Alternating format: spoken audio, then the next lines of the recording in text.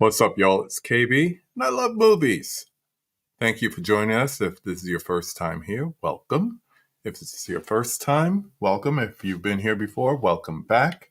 Uh, Tonight we have a person. He was supposed to be on in May.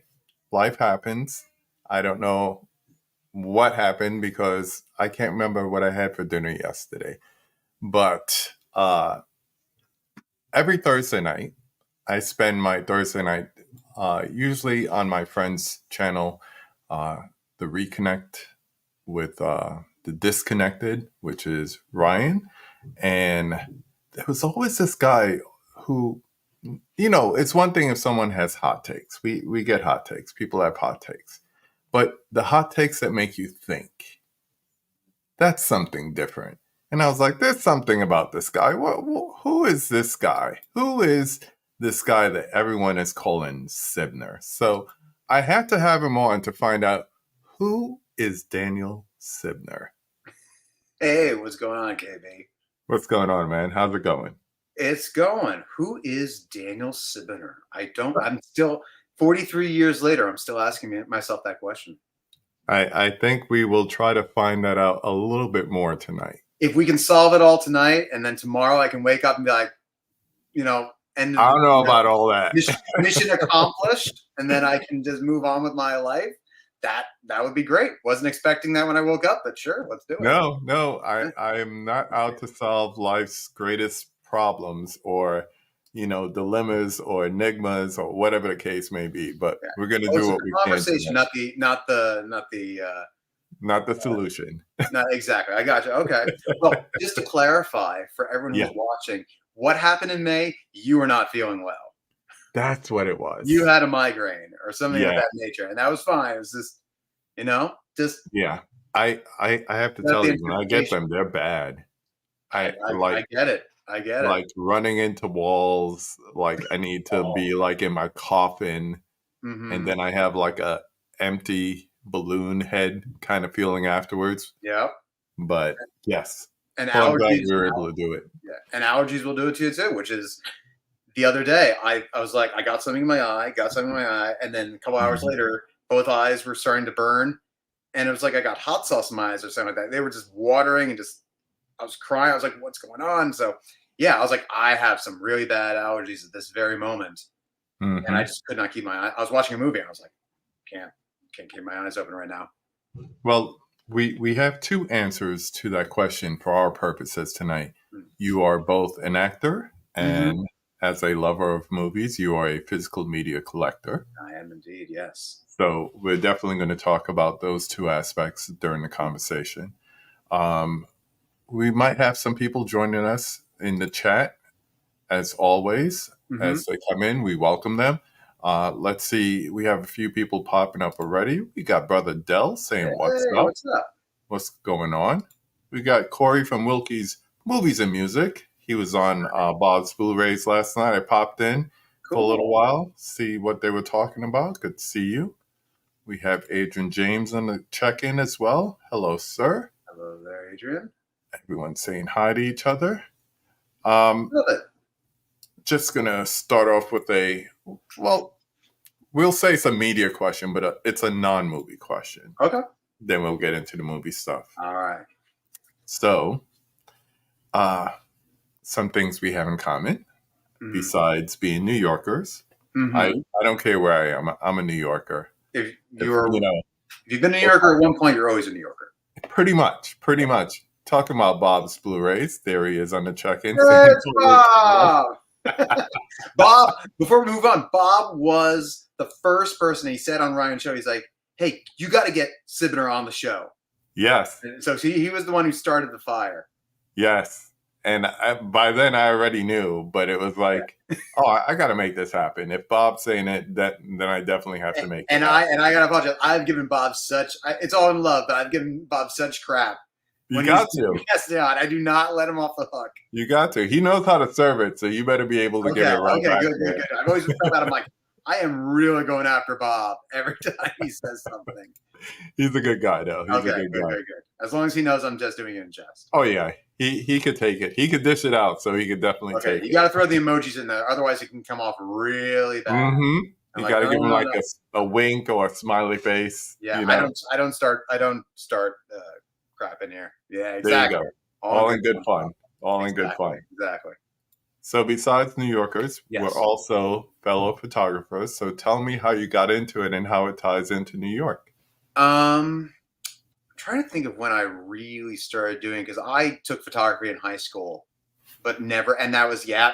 And I'm sure you remember being in the dark room in complete darkness, cracking that reel open, and feeding the Finger film smelling a through. stop. Oh, yeah, all the chemicals and stuff. And I'll be honest, it's probably somewhere in my apartment. I could show you my old photography. It's terrible. It's absolutely terrible because I knew nothing about, ISP or anything. I knew nothing about exposure or anything like that. I learned it, Mm-hmm. but I had an old camera, an old camera of my father's that I'm pretty certain was not working very well at the time. Um, I have like one great shot that like my mom kept, which is of our cat, our first cat. I took a Yeah. really nice close up of. Um, but I would probably say that once digital photography became a thing, you know, now it's coming back to me, is that when Instagram came out, and I Yeah. was a late adopter of Instagram, um, but I posted a photo of I was drinking one of those, like, one little liter thing of like sparkling water from Trader Joe's, and I was like eyeing the bubbles in the bottle, and I took my camera and I put it right up to the neck of the bottle. I was tipping the water, and I took the shot and I posted it. And my friend Sasha was like, "Oh, that's really cool. I like that." And I was like, "Oh, I can instantaneously do this and like come up with some type of imagery." And so then Mm-hmm. I started. If you go back to my Instagram, it's like weird, funky photos. I was really getting to the filters and stuff like that. And the more I went along, I started getting more into composition and like not worrying about effects and putting lighting and stuff like that. It's like whatever I got was what I got. Yeah. So obviously, all the photography I have ever seen, if you look at my Instagram, it's all mobile photography. It's all my phone. Um, so there are times, and we'll probably get into it, where I'll go on a big photography kick, and I'll Mm-hmm. just walk around the city and take photography. And I love capturing. It really goes into the same thing as like physical media, Yeah. as film, as anything. Is that you're capturing time. I've always had an obsession with time and like really keeping a memory or an Yeah. image. So for me, like photography is like there's something about it that is just. I was talking to someone about this the other day. It's like there's portrait photography where you can have all the great skills and you know how to set up the lighting and stuff like that, and then there's stuff like street photography where you're capturing time. Just Yeah. that Moments. exactly. Moments. And if you weren't there, it's gone. It's never Yeah. happening again. And sometimes you can't even see it. Like you really have to hit that button at the right time. And you're like, oh, I not only got this, but I also got this in the background, Mm-hmm. this lighting, and this bird flew over here. And it's all serendipitous. Every photo you take is serendipitous. It's true. I remember in the beginning, I was, coming out of school and learning that in high school and then taking a few college classes. I Mm-hmm. was so into the technical aspect of it Mm-hmm. that, like you were saying, I could care less about the composition. I could care less about the subject or Mm-hmm. whatever it was. And I wasn't having fun with it. Mm-hmm. So it became like I had to care more about what was in front of the lens than the technical aspect behind the lens. And then it almost worked in reverse where it was teaching me how to shoot better. So years and years ago when Flickr was popular, I did a 365. I said, I'm going to learn how to use this DSLR by doing something that felt totally uncomfortable, which was taking a picture of myself every day for a year. Wow. And this was before the age of selfies. So Mm-hmm. here you are with this heavy ass $800 camera trying to position it and make it interesting and different from last week. And Right. how many shots of your arm and your toe and your eye can you take? Right. But at the same time, I was learning about apertures and lights and ISO settings and all this stuff. And you just become better and better because you're focusing on what's in front instead of what's behind. Next thing you know, your shots are straight out of camera instead of with 1,000 filters and post edits and so forth. Exactly. Yeah, So, no, I'll shoot. I mean, thank goodness now we can shoot on RAW now on these on our hmm phones, and now it's like because if anyone's not familiar with that, basically when you take a shot on your phone, the file is only a certain size. So if you want to crop it or anything like that, you're going to start to lose quality. yeah, So if you shoot RAW, you're shooting this bigger file. Yeah, it's not going to look as sharp or as nice, but now you get to do it's your playground. You get to do whatever you want with it. yeah. You know, you I really, yeah. I was just describing it to someone the other day. I said shooting raw is the cookie dough. And a Perfect. Yeah. JPEG is cookie. hmm It's just a Exactly. cookie. Exactly. And it might be You a can tasty break it up, cookie. but it's just a smaller cookie. Exactly. It might be a tasty cookie, but it's not the cookie that you wanted. Right. You And you want can't just a more manipulate chip. it. You can't add chocolate chips to it and whatnot. Can't do it. Yeah, exactly. Yeah, yeah. And then obviously when the pandemic hit, that was a big thing for me. Was that Mm, I was walking around the city. I mean, I had nothing to do, so I put on my mask. I got a little fanny pack. I got my snacks in there. I got my hand sanitizer, and I would walk around the city and just shoot. And I never, and you know how the city is. I never would shoot Times Square. I didn't want to shoot Fifth Ave. I didn't want to shoot anything that was like tourist trap yeah. on every postcard. Nor I like to shoot the alleyways, and I like to shoot um, like just a buzzer for a building, so I Yeah. could get really close and get like the fingerprints on it and stuff like that. But But even then, it was different because your mm, typical busy, lights, crazy Times Square probably looked like a ghost town. So exactly, that, if anything, that was the time to shoot it because it was like that, like you said, a moment in time where it will never look the same. ever again. And I God went to willing. Times Square. Yeah, I went to. Did you come to the city at all during the? Hell no. Oh, okay. Hell no. Well, I went to Times Square and I sat down in the middle of 46th Street or wherever it was, like right just down past TKTS, Hmm. right where like the seats are, Yeah. right in the middle. And I just sat on the ground in the middle of the street and took a shot all the way down. It was like Vanilla Sky. Wow. Wow. And yeah, it's the only time, but like it basically it took on a different function because all these buildings are no longer buildings. They're not occupied. They're not there for what they're there for. So you're just Hmm. in this empty landscape, Yeah. and that's just about the shapes. It's not Yeah. about the people. It's just about the shapes and you know the again the composition. It says like I like a little sharp edge, and I like the clouds over here, and Hmm. I don't like I either like 3/4 of a window or the whole window, but I don't like half a window. I'm very specific. It's like I always tell people like, look, everything in the frame matters. Yeah. And we'll go into this, I'm sure, about Yeah. directors and stuff That like goes that. into movies too. It Exactly. goes into what we see in movies. I do truly do believe that people like David Fincher, a lot of people gravitate towards his work because you know that everything you're seeing in the frame is supposed to be there. Yeah, and different directors. They talk about directors having looks, but Mm-hmm. it's because of what their eye sees. I Mm-hmm. mean, you could look at an opening shot in, let's say, The Social Network, Oh, and sure. no one has to tell you that's a Fincher movie. Or you could look at any scene from like Bad Boys, and you could say, "Oh yeah, that has that's a Bayism right Oh, there." yeah. Golden Hour, Aircraft Golden going Hour. different directions. Yeah. Golden Hour, the LAX, the plane takes Yeah, off over the yeah, Miami the sign. Yeah. plane taking off. And look, Michael Bay is an auteur. He has a look. He And is. just go look at the last two Bad Boys, and You can see the difference. that circle shot is not the same circle shot as when Bay shoots. Mm-mm, He mm-mm. knows what he's doing.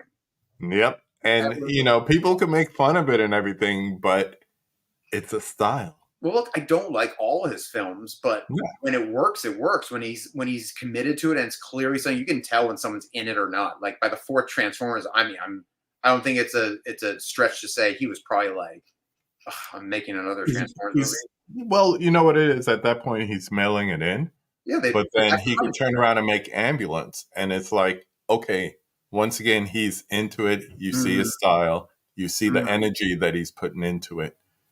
My my one hiccup, my one complaint about Ambulance, though, I mean, the bonkersness of it all is one thing, Mhm. but the drone shot, he It would got do the tired. same down. I'm It like, got I need to tired. tell. They got a new toy. and they wants to They're play going with to this use the toy. hell out of it. And I'm like, you can do so much, but just like you got you got to Excess. wind it Excess. back a little bit. Yeah. It's like how many Like, butt shots can you have in Bad Boys 2 of women dancing? yeah. It was like, we got something new here. Let me show you. Don't you think Bay should have directed a Fast and Furious?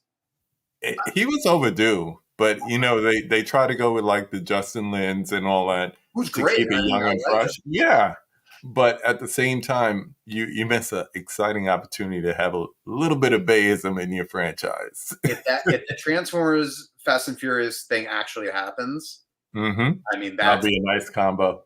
that's just kind of like you gotta have him. yeah, or the Transformers GI Joe, whichever one they do. I mean, I just think that's like and I'm sure if you've been on the Reddit forums, someone rightfully comes out and says, "Hey, Armageddon, I want Criterion to do a Blu-ray or a 4K. I want Yeah. to do The Rock," and people are like, "Oh, that's bullshit, man! Like, shouldn't even be in the collection." I'm like, no. As far as genre goes, he is the master of that genre. Yeah. It has every right to be in there. It's true. It's true. A couple of years ago, people would have said, Night of the Living Dead. Like, why is that in there? I'm like, well, George Romero. That genre. So, you got to know. You got to know them before they become a cult favorite. Yeah, it's not all about a 3-hour, international love story where you watch 15 minutes of a potato molding, in real time. Let's see who else has popped in. Yeah, who else we got? We got Nikki saying good Hey! evening. Hello. How's it going? Benicio. What up, my man? I hope Benicio's okay. Oh, my goodness. That's my dude right there. Thanks for joining us tonight. Right. Let's get into the movie stuff. I'm going to take a page out of our buddies Ryan's thing and say, So what have you been watching lately? What have you been picking up? I'm so happy you asked me that, KB, because last night I saw The Substance. I gotta see it. Everyone needs to see The Substance.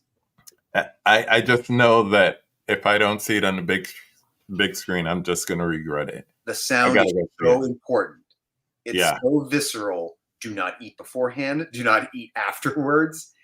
This is so it's like Cronenberg had a baby. She is the next Cronenberg.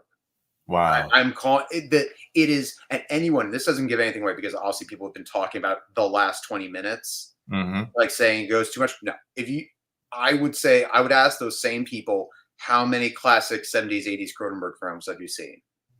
And I'd be interested to see how many they say, because it goes someplace and you're like, well, I bet you if it didn't, because I was loving it. I was clapping, I was laughing, everyone was gagging in the theater. It was a great experience. And I would say that maybe you could have done something less so, but if you didn't, if you went soft, people would have maybe been a little disappointed by it, because it's ramping up. The whole movie is ramping up.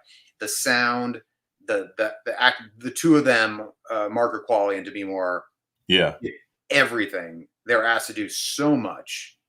It's almost like it's not the same. I mean, it's almost like Requiem for a Dream. Yeah, I can't rewatch that movie. I seen it once and I was like, I'll never buy the 4K. Nice steelbook, but no.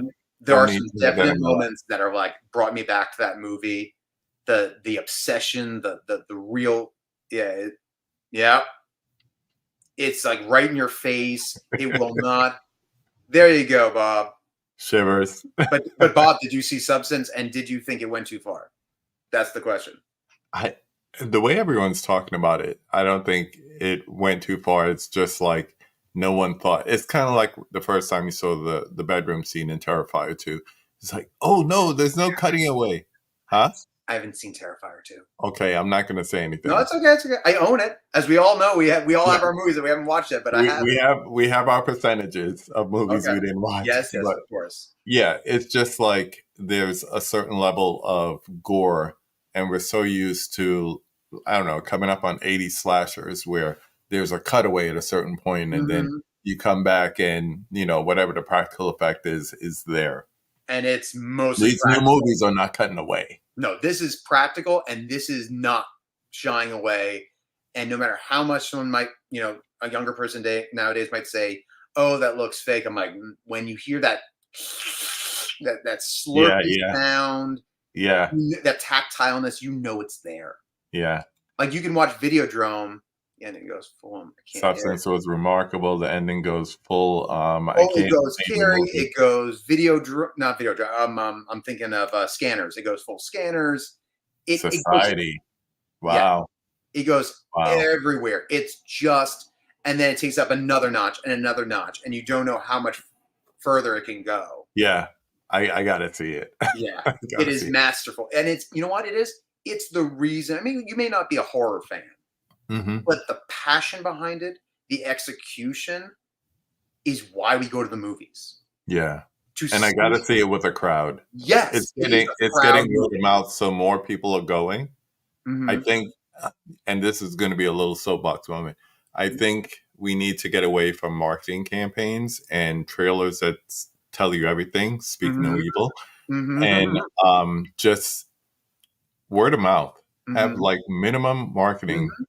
and let word of mouth determine if people go to the movies and if they go back to the movies, because that seems to be the most successful. I'll wait for a week or so, let something get good word of mouth, and then go see it with a packed audience. Because But that that's what trailer, I want to see. that trailer doesn't really give you much other than the basic premise of the Yeah. film, and that trailer is visceral. It's not letting you off the hook. Mm-mm. It is like it really. It almost reminds me of like a Gaspar Noé film, like an opening, Yeah. that really flashing text like on the screen, like it's really in your face. I'm trying to think of another film that really got me. Oh, the Longlegs trailer. Yes. That the The only sound. problem with that, see, this is what I'm talking about. The only problem with Long Legs is that people kept advertising it as not just a horror movie, but like the scariest horror movie of the year.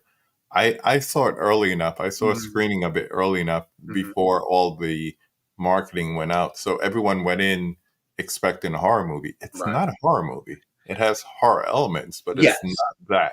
it's a psychological thriller. Yeah. It's like Rosemary's Baby or Silence of the Lambs, Hmm. but it's not. Bob loves It's his not that. Gaspar Noé.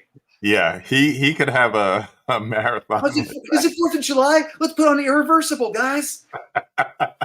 Come on, all 11 minutes. You know you like to watch. Exactly. Yeah. I Stand Alone. Christmas Oh, Eve, baby. oh. Yeah, I just think it should be more that way instead of just go in and experience it, or Hmm. get a synopsis, and if you wait for streaming or Blu-ray, 4K, whatever, get a synopsis and decide if you want to invest. Hmm. Don't rely on trailers. Don't rely on marketing campaigns, because they're leading you astray or they're giving away Oh, everything. absolutely. There are definitely.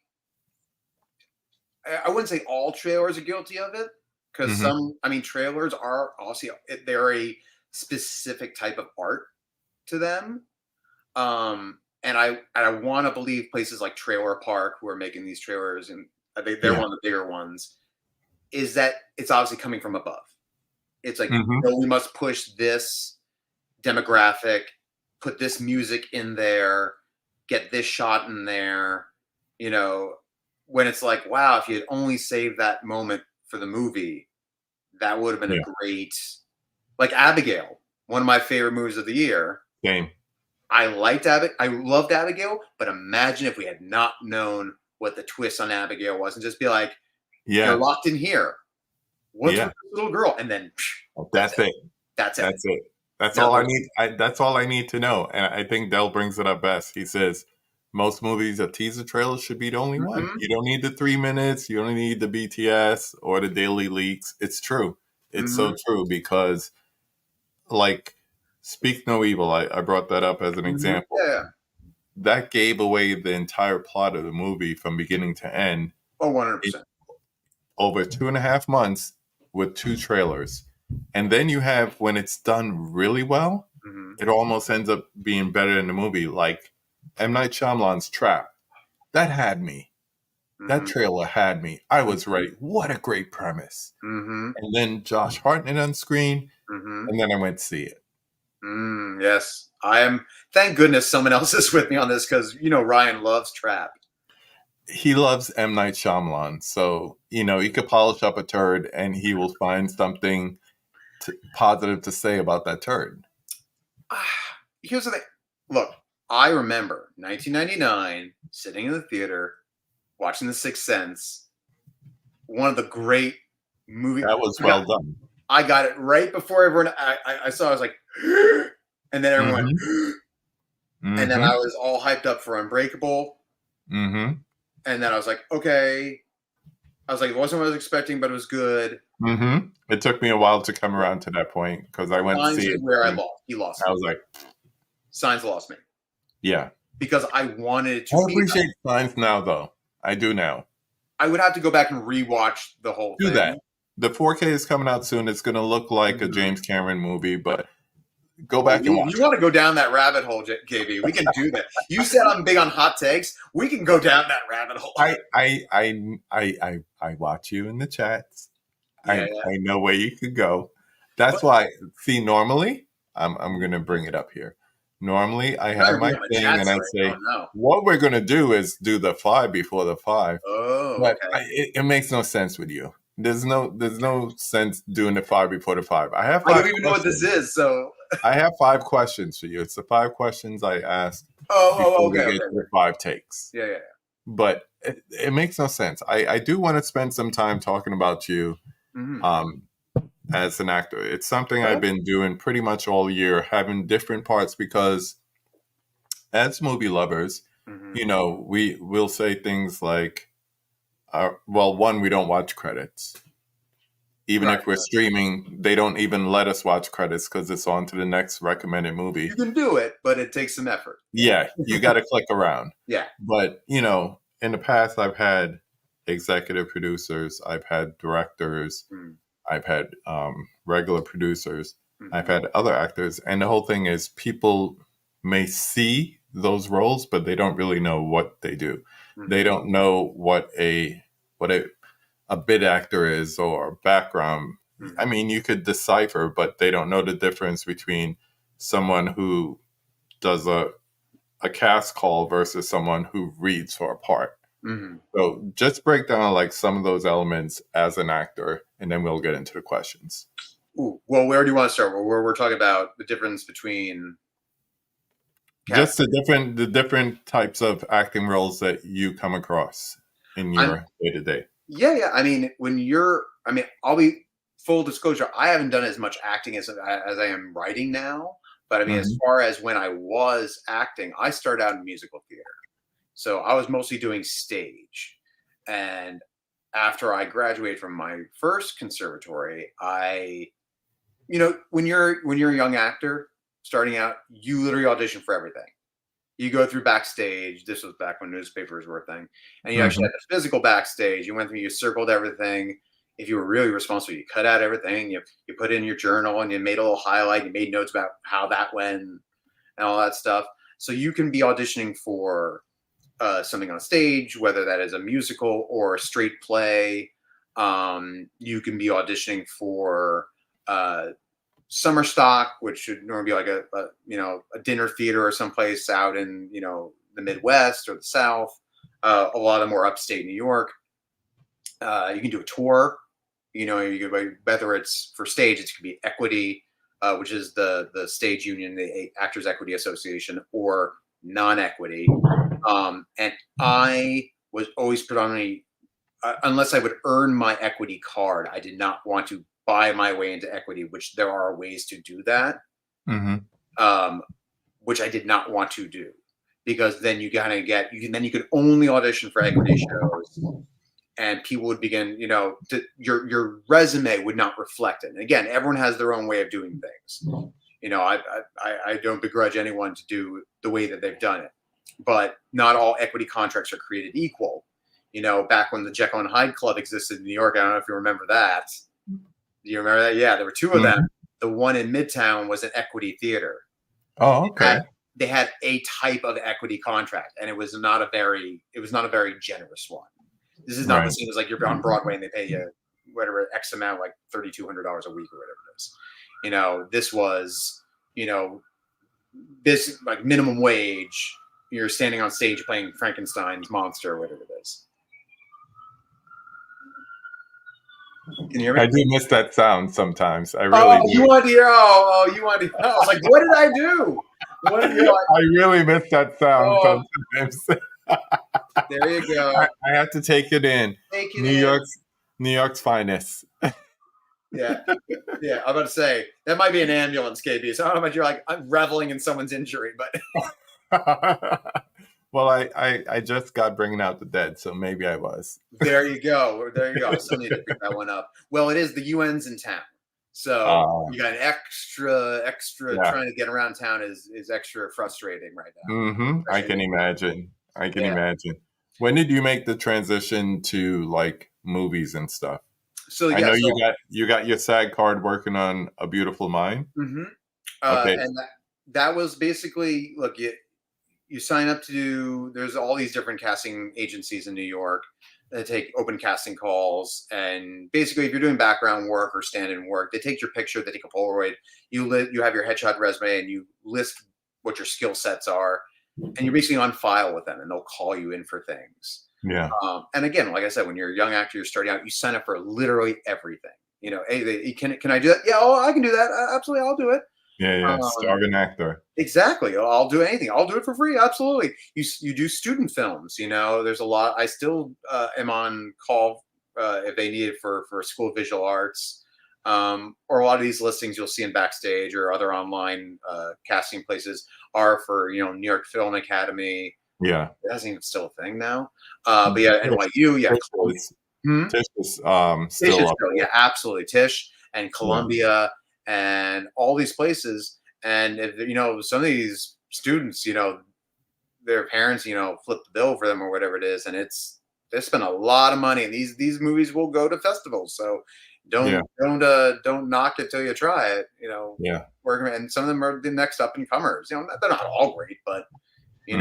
it's also it's good to have the experience when you're not, all the eggs aren't in one basket, when you're kind of learning together and Yeah. you're on a film set with like 19, 20-year-olds. And it's not like Steven Spielberg breathing down your neck. The famous story of him, Ed Burns screwing up a take on Saving Private Ryan. Hmm. And Steven Spielberg saying like, that shot just cost more than your last film that you Damn. directed. Damn. So, and I've been in positions like that where I have messed up takes. Not my fault, but something didn't work, and I had to put that in my head. I'm like, oh, there's a lot of money on the line writing on this. Yeah. So I got called in for my very first thing ever, which was I've only done 2 non-union things. I was very fortunate. So, like you said, I did 2 things. I did Sex and the City, and I did the Royal Tenenbaums, and those were the 2. And I had a horrible experience because I got sun poisoning on that set. Oh no. Yeah, and it was in Queens. I think we were in Queens somewhere, and I was on the subway riding back, and I had such terrible sun poisoning that I fell asleep several times trying to get back to my apartment. I kept missing my stop, so it took me like twice as long to get home. And then I got called. I went to an open call for A Beautiful Mind, and this was basically just like clean cut, all American kids, 20 to 25. Looks like you can be in the 50s. I actually had a goatee at the time, but they shaved it off. And I went in, got my Polaroid taken, thought nothing of it. That's it. And then I got a call maybe a month later, back when I had an answering machine. And I woke up to this call and they're like, hey, it's so and so from so and so casting. We want to hire you on for these 2 days. And I'm thinking someone's messing with me. Right. And I'm like, well, who would know that I auditioned for this thing? I called them back and they're like, yeah, we're going to Taft-Hartley you because the union's on strike. So basically Taft-Hartley just means you're going to treat you like union for the days that you work. Yeah. And at the time, the movie has 2 major like classroom scenes. There's the graduate and the undergraduate scene. And I've always looked older than my age. So I got into the graduate scene, which is the scene where he meets Jennifer Connelly for the first time. So there was extra focus on that.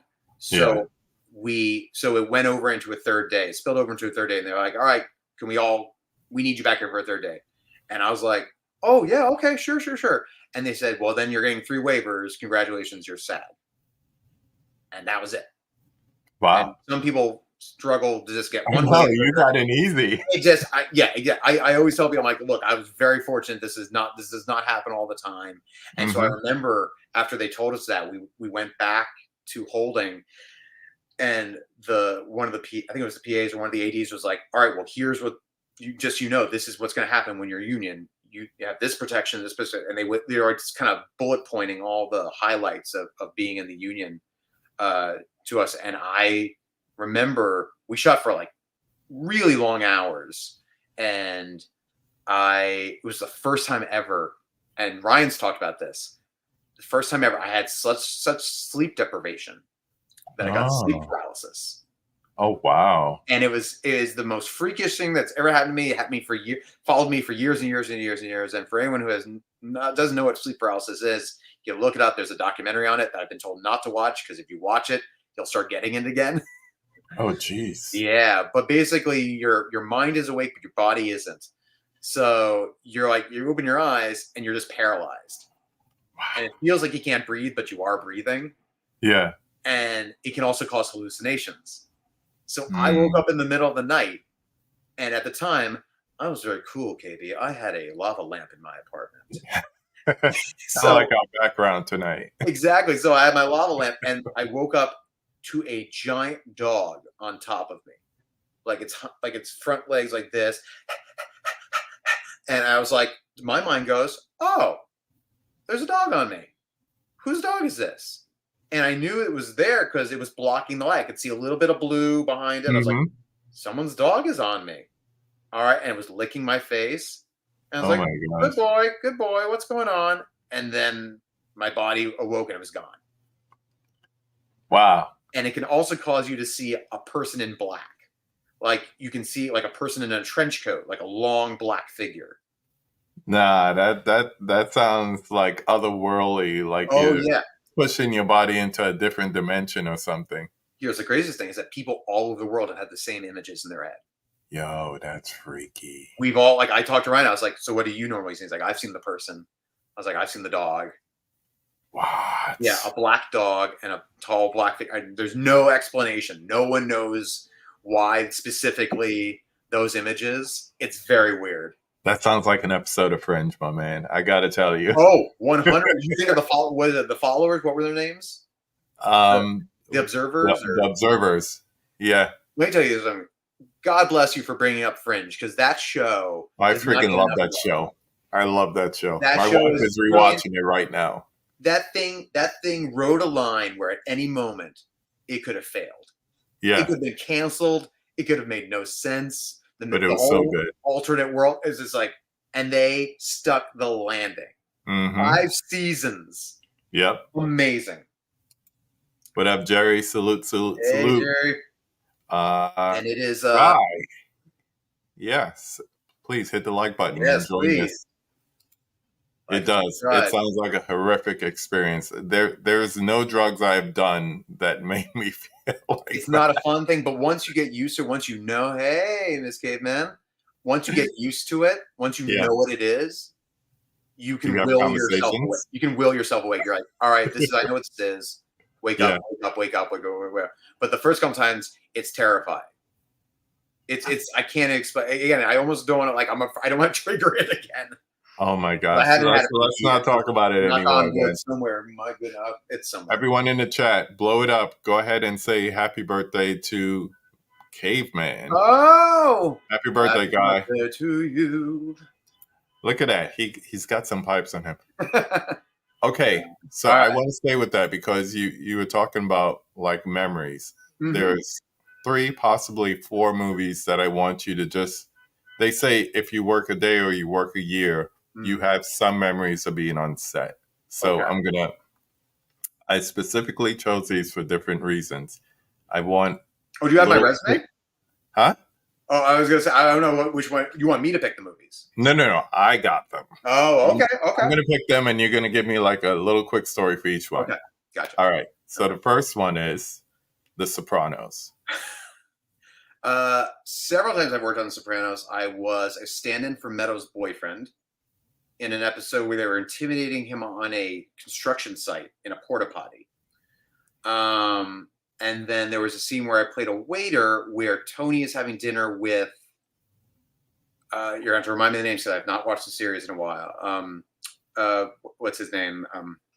Give me some names from the series. From his crew. Yeah, who's Well, who's his main guy? Who's his wingman? Paulie. No, the other one, the skinny guy with the dark Oh hair. my gosh! Yeah. I know who you're talking Someone in the about. chat's got to know it. Help me out here.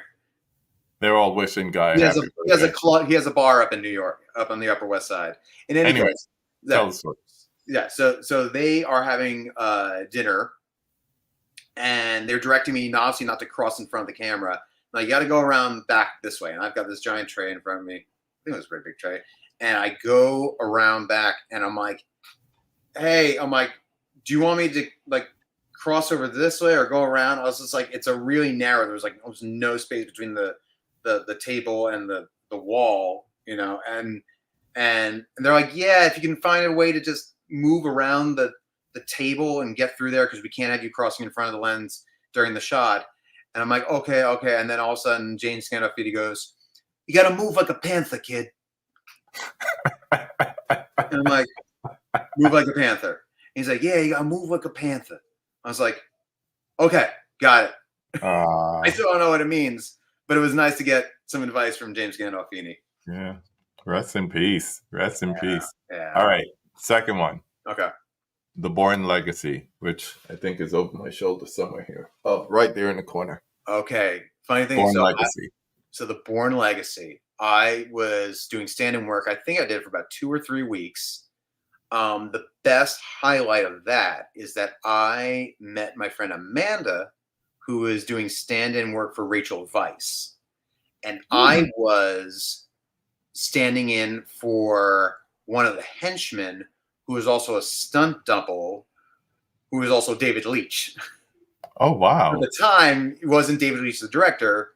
He was Yeah. David Leitch the stuntman, who was also playing. So if you see him, he's the stuntman. He's the henchman that falls down the staircase and like breaks his neck or whatever it is. So Yeah. they built the whole house to have this fight sequence in. Oh, You really? could go up and down the stairs to the different bedrooms and stuff like that. And I remember chatting up with him and just being like, "Oh, that's really cool that you do this. Like, what other things have you done?" He's like, "Oh, I was the knife guy for V and V for Vendetta." And so he was naming all the things that he'd done. I was like, "Oh, that's pretty cool." I don't know Yeah. who Bleach is. Now I do. Yeah. At the time, obviously, hadn't moved on to directing. Right. He hadn't done obviously John Wick yet. With Chad Stahelski, they co-directed that one, right? Yeah. Yeah. So I was basically like, he falls down, spoiler alert, he falls down the stairs, he breaks his neck, and I'd like stand in for his dead body. So I had to lay down on a staircase on the bottom 4 steps and just like lay sprawled out. And like when you're doing stand-in work, they're lighting the scene around you. So I had to lay down with nothing underneath me. Yeah. On a staircase for forever. Now here's the funny part is that the cinematographer on that was if someone could quickly look it up for me, because I'm gonna blank on his name. I do this all the time with names. He was the cinematographer on There Will Be Blood. Oh. And this is why and I'll tell you why I'm gonna feel really bad about this in a second. So yeah, if you can look that up for me real fast, so I don't look like a complete a-hole. Robert. You got that one? Cinematographer Elswit. Robert Elswick. Thank you. Oh, this is why I feel like a complete jerk. It's nerves because so they kept calling my friend Amanda, who I met, to the set.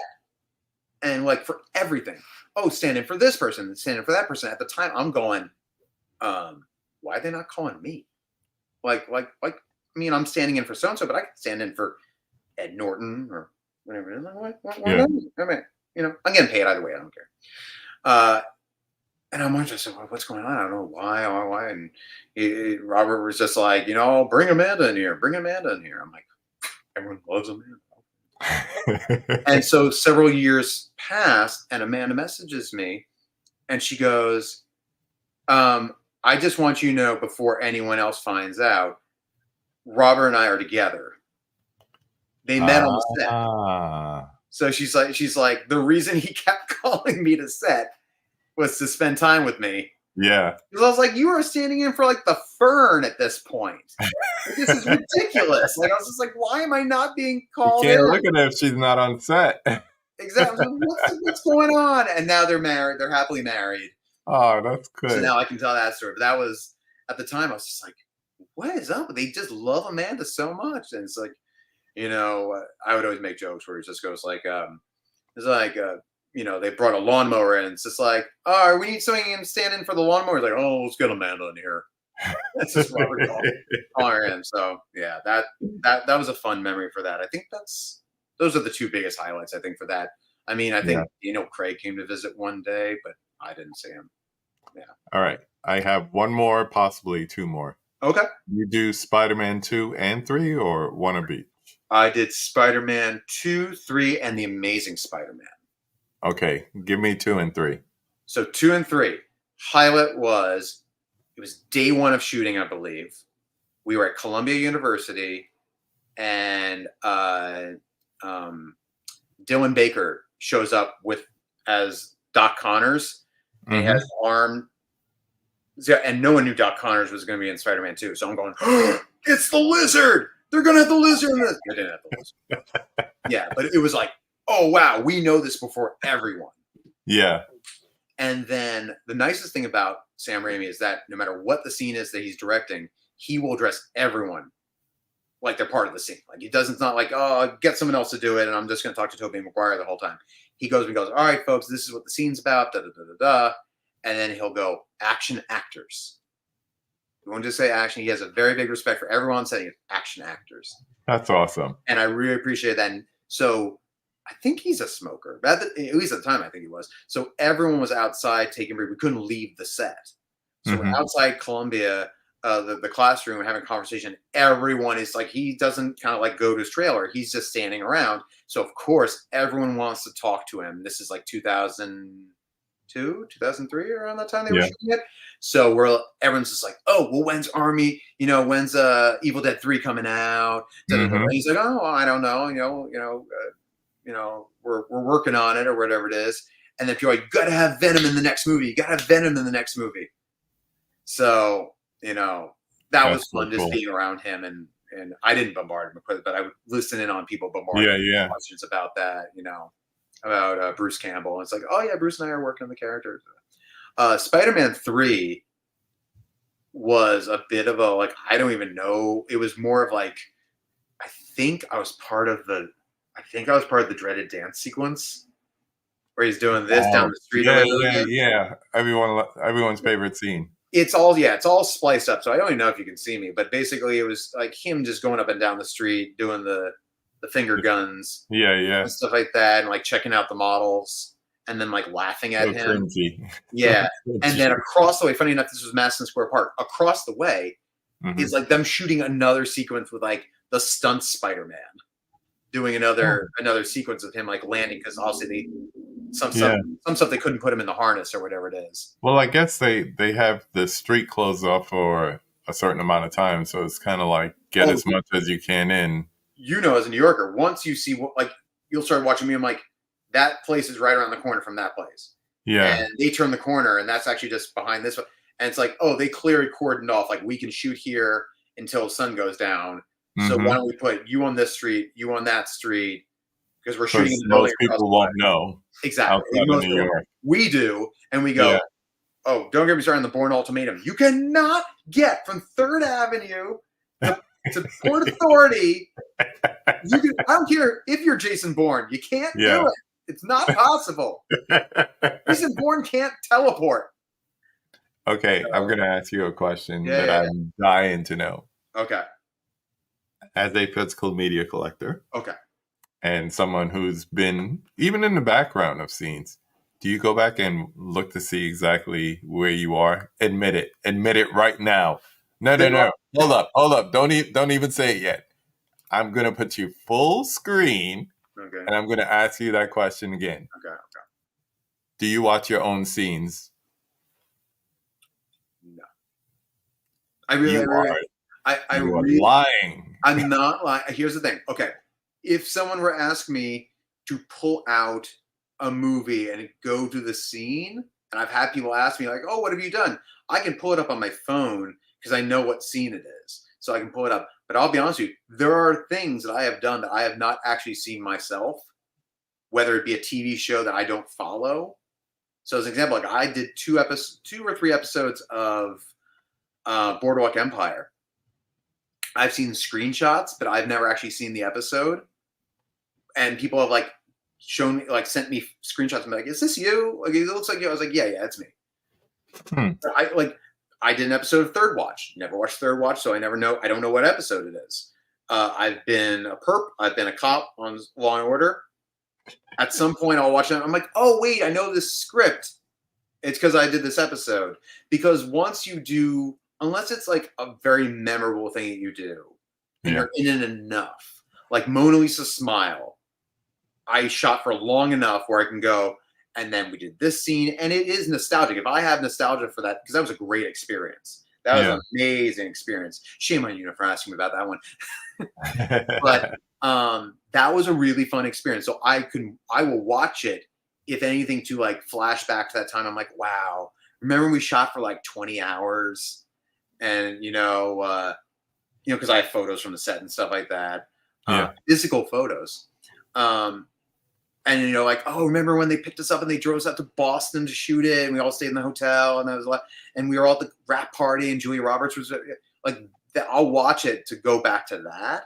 Yeah. But to watch myself is like, I don't have, other than to show somebody or to have a laugh at how I looked back then or something like that. Hmm. There's not enough for me to feast on to Yeah. say like, oh, I want to see myself cross the street. I mean, But you have a reel with different things that you've been in. now I will go back and watch things that I've done for like student films or independent films that I've actually done, to watch myself, because I can find things that I like that I did. Hmm. So I'm okay finding things that I don't like and going, oh, Dan, you did it again. You lowered your head. Oh, Dan, you picked your shoulders up. You do that all the time. Dan, you sit a certain way in the chair. You got to stop doing that. But if I can find a moment in the scene where I'm like, oh, not too bad, Dan. Okay.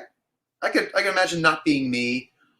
Caveman movies and more. No, I am not. So unless you're listed on the credits, it's really, you don't want to pigeonhole yourself with background, because if you put like man at bar, like all those things, the casting people will eventually see it and go, oh, that's what he does. He's a background. He does background. Okay, that's his thing.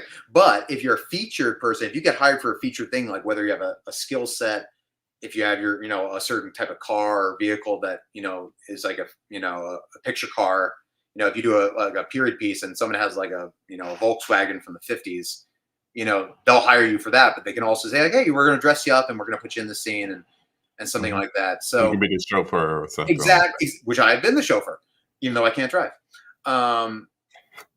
But you are a New Yorker. I'm totally in New York. I've never driven a car in my life, KB. Never once. I've driven a go-kart. I don't know if that counts. But there are times when like they'll be like, all right, your name is so and so, and I'm like, great, I can put that up on there. Yeah. So like I did Sesame Street. I could probably add that on there. So I'm one of the chorus people in there. Definitely me, and I'm singing. So that's something that I would put on IMDb. Because I have stopped acting as much, shamefully me, my website is up to date, but my IMDb, I'm not good at the social media thing. I've never done the Instagram for my acting. I've never done, TikTok or Twitter or anything like that. It was always about, I had a website, I had my headshot and resume, and that was it. So transition. Yeah. You mentioned less acting these days, more writing. What are you writing? So I spent, and any friend of mine who watches this is going to go, this is where he's going to talk about this book that he wrote for like 17 years. I'm not going to talk about that. I was writing a series of like science fiction books over a period of like 15, 16, 17 years. And I would always tell people, well, I'm working on it, I'm working on it. I would do draft after draft after draft. And it was like I had all these other ideas for things that I wanted to write, and I never wrote them. It was just always this one big epic mammoth series I was going to write. It was going to be my, my Lord of the Rings, The my Dark opus. Tower, everything. Yeah, exactly. It was going to be one of those. And I realized I'm like, well, I really kind of, there's nothing you can do to adjust these books. And these books you can't alter them. And no one's just going to publish me based on that. I have to have some other writing. So when the pandemic hit and I was in the middle of rehearsals for a show and that show got canceled at the time, I was like, oh, you know what? I'm just going to start writing the things I always had in my head.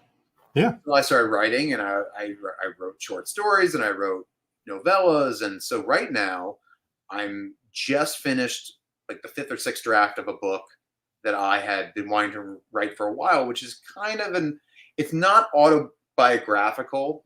It's as close to autobiographical as I would ever be comfortable doing. But basically what I took was, it's about a young man my age at the time in 1999 coming back for Thanksgiving break. And it's about those 5 days back home where he's kind of like hooking up with like classmates and old friends, but he's already kind of moved on. So it's that in-between portion of someone's like this guy's life. Yeah. And then his family, and trying to be like, like I'm on my own. I don't want to, follow my family's rules or anything like that. So I really got to bring 1999 New York back and bring places in that, like Kim's Video, no longer around. Black Cat, which is underground, kind of party place in the village that no longer exists. So I got to bring back all these locations. The 9 train. No one knows that there was a 9 train. True. So I get to bring back all these things, the music of the time. I started researching like every little thing. If he walks into a Blockbuster, I looked up what tapes were available, November of 1999 that you could rent. I was looking up what exhibit was playing at the Met. I wanted to go back in time to that. And the idea was that eventually there will be a book 10 years after that, and I can basically take this amalgamation, breaking up pieces of like my life, other people's lives, and people I knew, and build this other world, so someone could read and go, that sounds like me. And it's like, well, it's a little bit like you, but it's also this other person. I want to highlight 2 comments here before we go. Oh, yeah, on. Please. So Del grew up in Queens. Okay. He says, I never drove until I moved out of New York. Where in Queens is Del from? I want to say Hollis, but I know I'm probably wrong. Tell us what part. I want to say. And just to contradict that, Guy wants to know, what is a 9 train? 9 train. So the 9 train was one of the local lines on, if you come here, it's the Red Line, as some people who visit the city call it. But it's it was the 1 and the 9 and the 2 and the 3. And the 2 and the 3 were express trains, and they only go to certain stops along the way. And then, so that was on board. And then the 1 and the 9 were the locals. Now the 9 train stopped right underneath the World Trade Center. So when 9/11 happened, they basically just disconnected the line. The red line. Yeah, yep. So it's no longer. In fact, I'm up on the Upper West Side, and not the stop that I use all the time used to have 1, 2, 3, 9 on the top of it, and they have wiped it the 9 out. Yeah. Yeah. And I was down in Flatbush in Brooklyn, so I would take the 2 of the 5. Mm-hmm. Basically, Brooklyn College was the last stop. So yeah. And they started taking out a lot of other things after that. Like I think the W used to be the NRQW out to Queens, out to Astoria, and they took the W out for a while. They may have brought it back in for a little bit, but yeah, a lot of trains that are no longer running in New York. It's kind of sad the way it changes. It is, and I think there's some of it, and like I said, with the book that I wrote, it's very much nostalgia baiting. Like the 90s are now hot again. So when people say like my mother read the book and she's like, I had to apologize because it's exactly, it's not kids. It's not Larry Clark's Kids, but I'm rather honest about the stuff that was going on back then. And she had no idea. Right. She didn't So, know how you were running around the city doing crazy and things. I was a good kid. So whatever the kids doing, it was not me. But I I knew like to say the same thing. I'm a good kid, but I was having New York City kid kind of fun. I was the kid. I was the kid staying at home, renting something from the local video store, watching. I remember my big thing was renting 4 rooms on VHS and getting I steamed dumplings from the local Chinese restaurant. That was my Friday night. like So that. that's what brings us here. That's why I'm here, KB, is because that I was just buying VHS tapes with my allowance, and now I'm And staring now at you're here. 4Ks and Blu-rays and talking to you.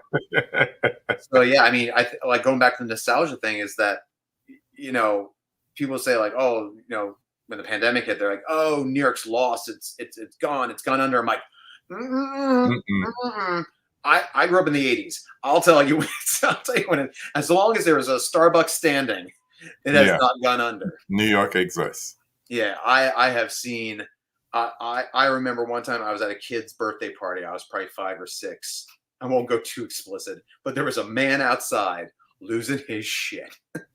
And he was yelling at a woman that wasn't there, and he was making some overt gestures and Hmm. cursing up a storm while Hmm. we're like singing "Happy Birthday" Yep. because And you were hearing him more than happy birthday, I'm sure. yes, and we were living around the corner from a methadone clinic. So just trust me, I've seen some stuff in this city. So I don't think there's such a thing as an innocent New York City kid. yeah, no, well, I think it's You can be sheltered, but not innocent. yes, you are definitely exposed more, and I think that's a good thing. I'll say Yeah. that's a very good thing in this day and age to have that exposure, not to everything, but to definitely the Right. melting pot of New York. Right. When you take away all the crime and all that stuff. I will say I do miss the like stuff like St. Mark's Place and Yeah. the Villa. It's like the I used to get my commercialism. bootlegs from down there. Exactly. Like that's the thing. It's like it was Love Saves the Day. Yeah. Keep St. Mark's herring all over the place. absolutely, and they still what is it 64 32-bit is still down there. It sells like Hmm. Nintendo games and stuff like that. But the mom and pop of it all. And look, I mean, if we go through my pickups, I actually have like I like to go secondhand shopping, but now it's like the options are like book off. We don't have a half Yeah. price books here. We have a book off. Yeah. Um, the record stores and the thrift stores and all it's less and less. So I Yeah. do They miss. got corporate. Yeah, I miss that again that not grittiness the way people think gritty like New York is not safe, but the grittiness where it's like every storefront was unique. Yeah. There wasn't And a Starbucks. We didn't have yeah. Dunkin', even Dunkin' Donuts. It was just like, you know, mom Nope. and pop so and so. There was a Katz's Deli. There's no 3 Katz's Delis. There was one There's Katz. one. There was one. There's one. Russ and Daughters. One Russ and Daughters. It wasn't a. You couldn't buy. You couldn't go to Walgreens and get some Yeah. latkes in a microwavable container. My old movie theater that I used to go to, the multiplex when I was a kid, is now a CBS or Walgreens. And every time I see a picture of it, and I mean it's like it was a historic site, but Hmm. they just lost it. It was an Which theater? RKO. It was an RKO site, so it goes back to the days of vaudeville, and they Okay. actually had like they took their backstage and they made that into a separate movie theater. So that's where they would show the rated R ones, and then the main Mm-hmm. uh, theater site is where they had the other like PG and then eventually PG-13 ones. Where was that located? Um, Kings Highway and Coney Island Avenue. Oh, okay, Coney Island. You're going down there. Yeah, Okay, yeah, yeah, yeah. yeah. Because I So, remember yeah.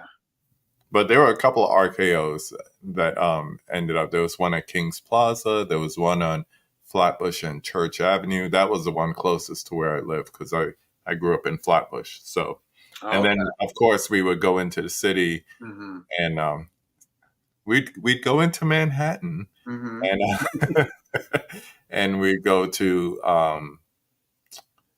we go to 42nd Street. We go to the I was about to say Village. much dollar theaters there. Yeah, No longer, yeah. go watch some kung fu flicks, whatever the case may be. Mm-hmm. You remember So the place off on 42nd Street where it sounded like the Disney Theater, but it was like there was like a glass case in the middle, glass cases on the side. There was like two entryways to go into the place. It was like a Like pawn shop. alleys, It was like like alleyways. no, it was like it looked almost like one of those like jewelry places in the Diamond District, but it was like these Oh, two major entrances. You went in, it was a massive army surplus store. There was like a glass case in the middle, and this is where all the kids would go to buy throwing stars or I butterfly do knives. remember there was a place that sold that because they also had like Chinese slippers and all that Yep, stuff. yep. But I do remember, now that you're saying it, I do remember it being like attached to an army surplus. But I'm trying to visualize it and I can't. We have a question Yeah, here. yeah. Um, do you have any packaging preferences? Steelbooks, slipcovers, digipacks, boutique labels that you look to collect? Answer that. I'm going to grab my dog because she's stuck on the steps. Oh, okay, yeah, you're good at that. As far as packaging goes, um, I don't have a preference. I definitely have. I guess you could say it's a preference. I honestly, to me, the best possible release you can do is like a second sight release. Just give me a nice hard box book with. Oh, look at the baby there. Is that? Oh, cutie. This is Ahsoka. Oh, hey, Ahsoka. Sorry about your series getting canceled. Oh, wait, not Ahsoka. Sorry, the other one's there. Acolyte. That's the other one that got Yeah. canceled. But Kevin, to answer your question again, so yeah, second sight, just a solid hard box. You know, the booklet, maybe a poster. I don't need a poster. I don't need lobby cards. Right. Everyone already knows my feelings on lobby cards. Same as Ryan's. Yeah. And the movie. And so I'm not a fan of long boxes. I don't want to get, because living in New York, you only have so much shelf space. So I'm not a big person of like, oh, that's a great display piece. I know people buy things and like, that's going to be a great display piece. I don't have a place for display pieces. Yeah. So I like when things can go right next to the other regular editions, which I know will probably drive a lot of OCD people insane. Like big box, little box, tall box. But to me, having grown up again in the 80s with like mom and pop video stores, Everything was right next to each other. yeah, nothing was even. It was like a library. You know, this box was smashed up. This one was the tall. They had the big clamshells, or they had the little ones. Clamshells. The double VHS. Everything was right next to each other. So for me, like I can appreciate the beauty of a great steelbook. The reason I don't actively buy steelbooks anymore is because of the J cards. It can look like it's in mint condition. You open it up, and under the J card is a scratch or a dent, and then you got to look like the psychopath. Not at Best Buy anymore, but at the time, you'd go to Best Buy, and you'd have to like apologize. I'd be like, "I'm so sorry. I'm being this way, but it's expensive and it's a collector's item, and people don't understand our hobby is not the at the forefront of pop culture, so they just don't get why a little scratch or a dent means so much. I do like it when steelbooks have the clear slip over it. That does help sometimes. I, for the longest time, was a massive digibook fan, and I still am. It is also sad, like when the new 4Ks come out, I'm almost tempted to put the 4K in the digibook because I love digibooks so much. Like the new North by Northwest is coming out later this year. The North by Northwest digibook is one of my first purchases of a Blu-ray, and it's still one of my favorites. I just love the idea of just all those pages being built into the digibook. And same thing with media books. Obviously, a lot of media books are from Germany, and I can't read German, so right. Not a luck on that. But yeah, I hope that answers your. I mean, digipacks are great. My qualm with digipacks is that I will stand in a Barnes and Noble. I'm going right to Criterion. I will stand in a Barnes and Noble, and I will have like four of the same thing, and doing one of these like Sophie's Choice, like the corner. That was me with Train Spotting. Yeah, but the back spine is what I'm going to be looking at, so that's the most important. But then this over here, and it's this, and I look like a nutcase. Mm-hmm. You look like you're looking for the perfect dozen of eggs. Exactly. The rest, you're all. If I'm standing amongst all the collectors, I'm with my people. No one cares. But if you go to do like a pickup order, and you're at the pickup window, and you're doing one of these, can I see it first? Can I see it first? It's like, and you look like, what are you looking for? Like, just bear with me. Trust me. Yeah. Fine. I just need to. I'm looking for the perfect flip. Yeah, exactly. I've had to talk there was a time recently I did a pickup, and I think it's actually for, I'll show it here. It's one of my pickups. I picked up Narc on 4K, Yeah. and there's a space is like showing like a wound to somebody. There's somewhere on one of the corners is just a little like dented, just a little bit. And I stood outside that Barnes Noble, so I was like, do I bring it back? Do I bring it back? And I had to meet somebody, and I was just like, just watch the movie. Just enjoy the movie. Just go. It's cardboard. Yeah, I'm like, just go, Dan, just go. It's cardboard. It's gonna be more like problems trying to go back and find one. They said, yeah, just go, and fine. And I haven't looked back since. It's fine. But I hope that answers your question. What about you? What's your preference? I'm really into the movie. Whatever the movie is, however the movie comes. Sometimes I get caught up on artwork, and that means I get caught up on steelbooks. Okay. So I'm going to use this as my example. Okay. Yeah. So pre-ordered it, was excited. Mm-hmm. I got this, and then like a few days later, they announced a Walmart exclusive. It looked perfect. I pull it out. It's like ding, ding, ding, right at the bottom. And I'm like, I can't return it. It's sold out. Am I going to go and buy another $30 copy just to have it dent-free? Right. And my son says like this, no one can see that when it's on the shelf. It's true. I'm like, on the I can't even see it right now. You held it up. I'm trying to find. You'd have to really hold it up. Yeah. I mean, I really have to put it to the light. Yeah. And bend it for you to see. It's near impossible. Yeah. So, and he said, "Doesn't the movie count, Dad?" I was like, "You got me. You got me." He's absolutely right. And again, but the thing is, I think the part of my brain, it's not the look of it. It's also, I'm paying for quality. Exactly. If these things weren't near $40, I'll be, whatever. Because I go to Book Off, I buy something that's bent up the wazoo because it was in someone's like collection for ages, and I'm fine. Yeah. I'll buy it because it's not $40. Yeah. But if it's brand new, I expect the robot hands that put it together. Like, how did it get dented? Yeah. Robot hands. I agree. They're set to a program. How did the dent get there? It's true. If I get something new, I expect it to be in brand new condition. Yeah, Spine Slash makes no sense. Makes no sense. Especially on steelbooks. It's like you really have to try. And don't put webbing on it. I don't have a preference. I won't rebuy something because it's out in a new format. As far as like I have the slip, now there's a steelbook. Right. If it's the same level, if it was like a Blu-ray and became a 4K, that's an upgrade. Right. But if it was a 4K and it's another 4K, I'm not going to get it. I'm not going to get it. Well, I remember the last time I actively went after a steelbook was the 2001 4K. That's a good one. But here's the thing: I opened it up, damaged, at the Best Buy. They were nice enough to be like, "All right, it's damaged." They could clearly tell it was damaged. They returned it. I also realized when you bought the steelbook, you didn't get all the extra booklets or anything like that. If you got the pack, the collector pack, like RoboCop. That's how RoboCop was for Arrow. You got all the extras in the box. Exactly. Yes. You didn't get it in the steelbook. And so I quickly swapped it. I ordered off Barnes and Nobles. I went and got it. It was around like the holiday shopping time. And again, a million times better. It's got the book. I like the art better on it. Yeah. And that's the thing. It's like, I can appreciate steelbook art, but if I have a choice, like let's take today's announcement, like Deadpool and Wolverine. You have a choice. You got the steelbook, you got the Walmart, you got the regular. You got the slip. And all that. And so it's kind of like, if I can get it, if it's the same price, I'll make a choice. But it's like, I don't want to pay anything extra.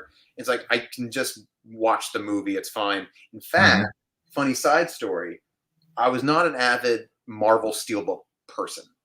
Me either. By that point, I had quit.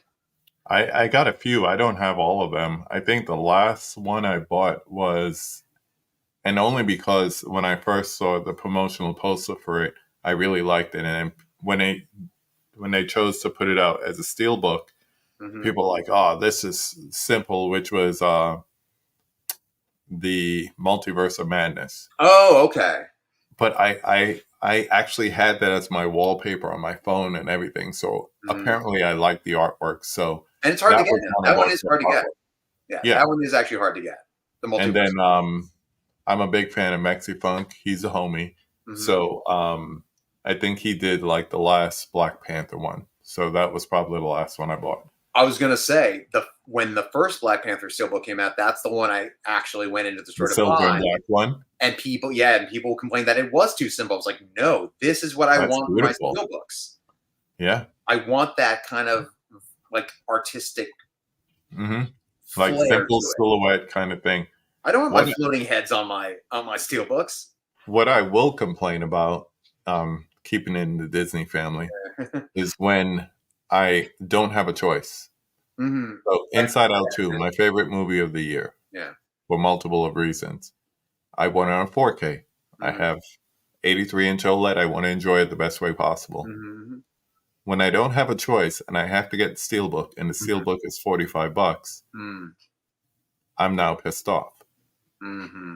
So I think I did an HR training thing, and I was loquacious. No one else was. And then next thing they said, well, for everyone who answered questions today, we have Amazon gift cards. And they said, KB, you'll get more than one. And I was like, you just bought me Inside Out too. There you go. Well, to that, and I'm glad you got it. And it is a pretty steelbook. I think that's going the same direction as stuff like Decal's been doing. We put out the Blu-ray. We wait a little bit. We put out the 4K. Universal's been doing that too. Universal did the same thing. I still bought Abigail because I like that movie, but I know the 4K is coming soon. Yeah, I know. so I'm sure it is. But the thing is, Universal's not great on their 4K. So no, they're look not. Look up the Black Phone reviews, and it's like I'd rather just stick with because the Blu-ray is brighter. I'm fine with it. I don't have an 80+ inch screen, so I look forward to it in the store. But if I get home and just get it's not. If it's not worth it, when in the days of Best Buy, what I started doing is, even though they could send it to me, I will wait until the morning of and pre-order it in the store until they stop selling the steelbooks in the store, and I would go there and pick it up because I will say, "May I open this right now?"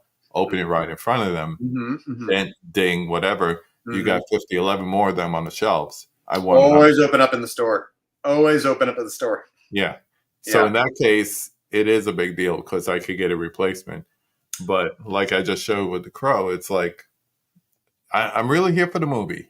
Yeah. The aesthetics is one thing, but I'm really here for the movie. So I'm with you. But you are spending your hard-earned money on that casing. So if you're going to spend it, you should be getting your money's worth. It's true. So like, I lucked out because the Best Buy, obviously Best Buy doesn't do physical media anymore, but when I was starting to collect steelbooks at the time, the one down on Union Square was 24 hours. Nice. So I would actually go there at midnight and get them as they were putting them out. Yeah. I could do my 4 in a row and all those things. Because also the worst is a floater. A steelbook floater is like the worst sound in the world. Is that I can't. I taught my wife how to do that. She'd go and pick them up sometimes, and then she's like, "I checked. Look." I'm like, you gotta teach her the difference between what does a booklet sound like when it's shaking, and what does a disc sound like when it's shaking. Because also the disc shakes if it's on a certain type of spindle. Yep. Because those steelbook spindles are a little more raised. Yeah. They can spin around. It's true. If I go like this at like a digipack for like Criterion and nothing moves, I'm like, I don't want to hear anything. Nothing should be moving. I have one more question, but I see you had some other recent pickups. What do you have there? Oh, yeah. Let's see what else I got. So my Vinegar Syndrome order came in. Nice. So I got Hotel. Nice. I got An Eye for an Eye. Thank you. Shout out to Ryan, who's like, this is in the Physical Media Advocate. You need to get this movie. I love that man. He is a saint among saints. And then again, we discussed this because I don't think there's no nipple on here or anything like that. There's a little butt there, but Delirium, photo of Giola. which I A little had bit of from Giallo. Giallo, yeah, which I had from uh, Code Red. Is it Code Red or Scorpion? Did a I Delirium? don't remember. It was just called Delirium. I have it up here somewhere in my Giallo section. But when I told Ryan about it, I said, "Oh, I don't want to double dip," and he goes, "Which one do you have?" I said, "I have the one from Code. I'll just say Code Red." And he goes, "Then you haven't seen the film." Just That sounds like him. You yeah, even did the eyebrow like him. That yeah. that was him. You know. We Um, love you, Ryan. I love you, Ryan. I did my heart there. And then I got an order in from Hamilton Book. God bless Hamilton. Everyone's been doing Hamilton orders lately. Lately, because there was a time when no one knew what a Hamilton Book was. It was kind of like Mm-hmm. on the down low. You heard about Hamilton Book, you went in there and you could just order whatever you wanted. Mm-hmm. Sweet ass time. But the moment people started talking about it, nowadays it's like people are ready. The site, Yeah, they wait for that email. You better get it that day. It's going to be gone tomorrow. the email comes out the day after. But if you know, like it's usually like now it's like the last Monday of the month. It used to be the first Monday of the month. Now it's like the last Monday of the month or the second to last. It's like around the 18th or whatever it is. The site gets slow. Yeah. And I'm like, what is happening? And I'll go on there and load more. already be sold out. And this last drop was a lot of Scorpion and Code Red stuff that is out of print for like $6. I got some Jollos from them like a couple months ago. Then they had of all things, they had Deep Red. I didn't upgrade to the 4K yet, and they had Deep Red for like some discount price. I was like, you know what? And it was the Italian cover one, which is the one I prefer. Wow. Yeah. So I was like, I'm getting that. I got the Deep Red, the limited edition one, 4K.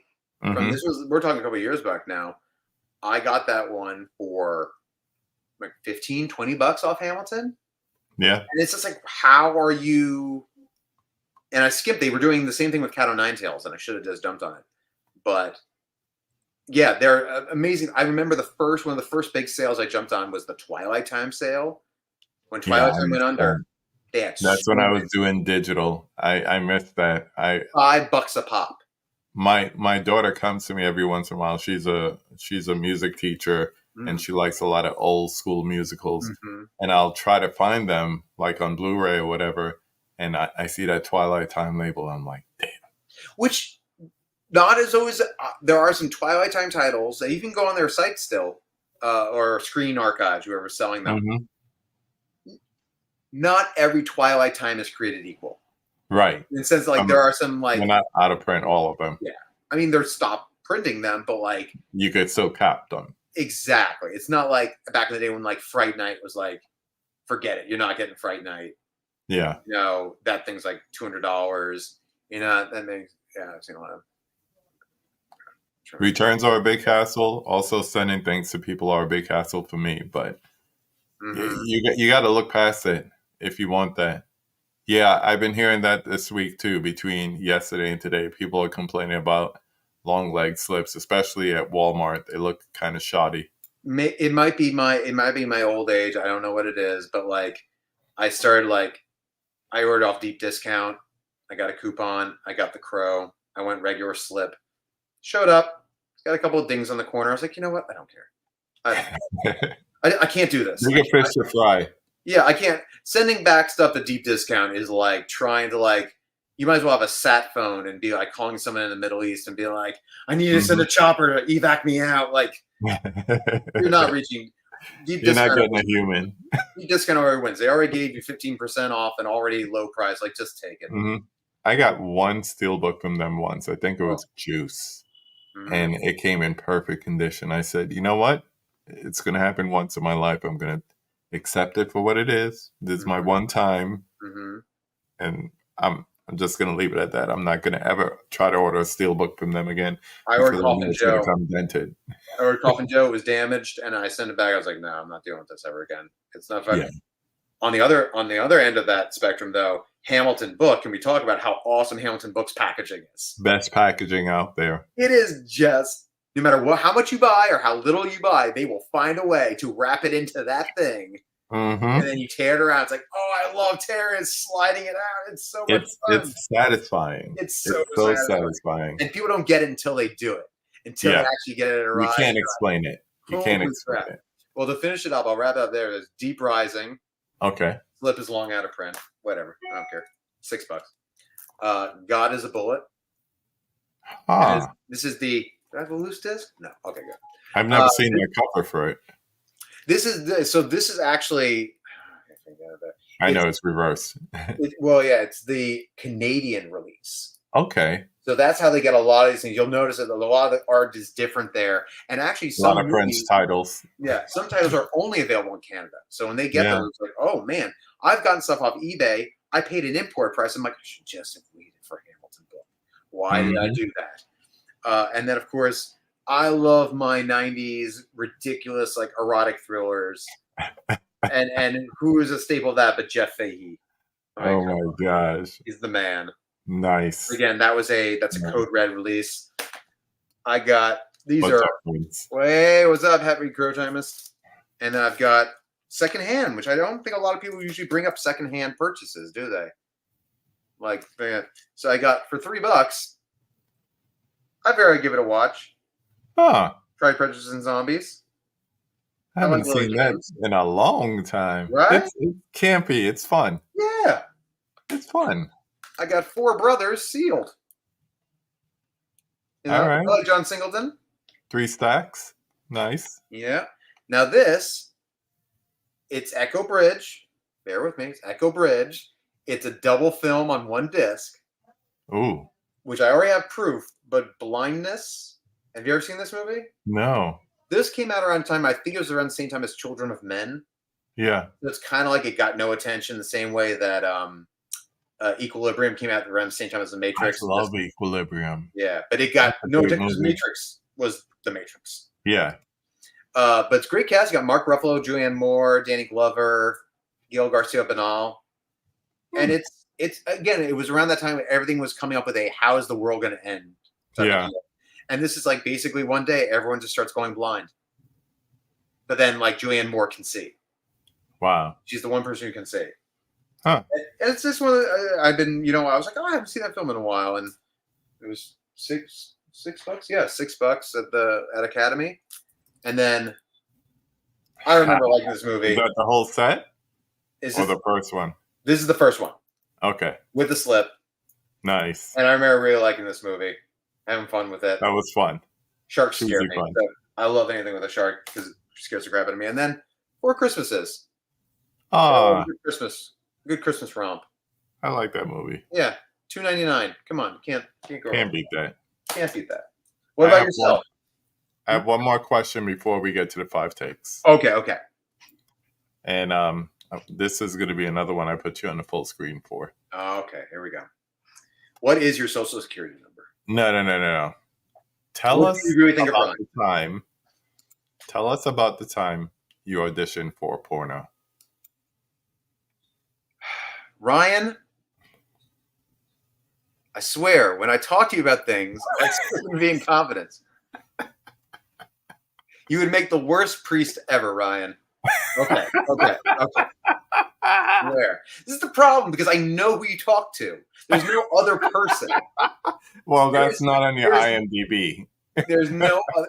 It's not even on my IMDb. Again, fine. I'll tell the story. It's fine. It's a funny story. But Ryan and I are going to have words. No. Okay. Okay. So this was early on in my career, as it always starts like that. Stories like this start. I was just trying to find work. I had already done Sex in the City, and when you did Sex in the City, I guess you could still do because it's still on TV. You sign a waiver if you're willing to do nudity or not. And I checked it off because whenever I didn't care, I would be willing to do anything, whatever it is.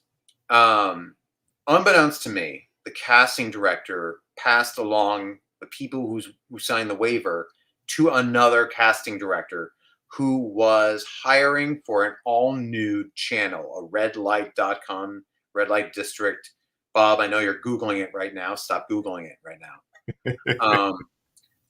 And so I didn't think anything of it. I'm like, all right, cool, whatever this is, because they called me in. People call me in. Yeah, I'll come audition for you. I'm pretty sure this was actually also on Mother's Day. There's a Ooh. little tidbit. Yeah. So I came in with flowers for my mama.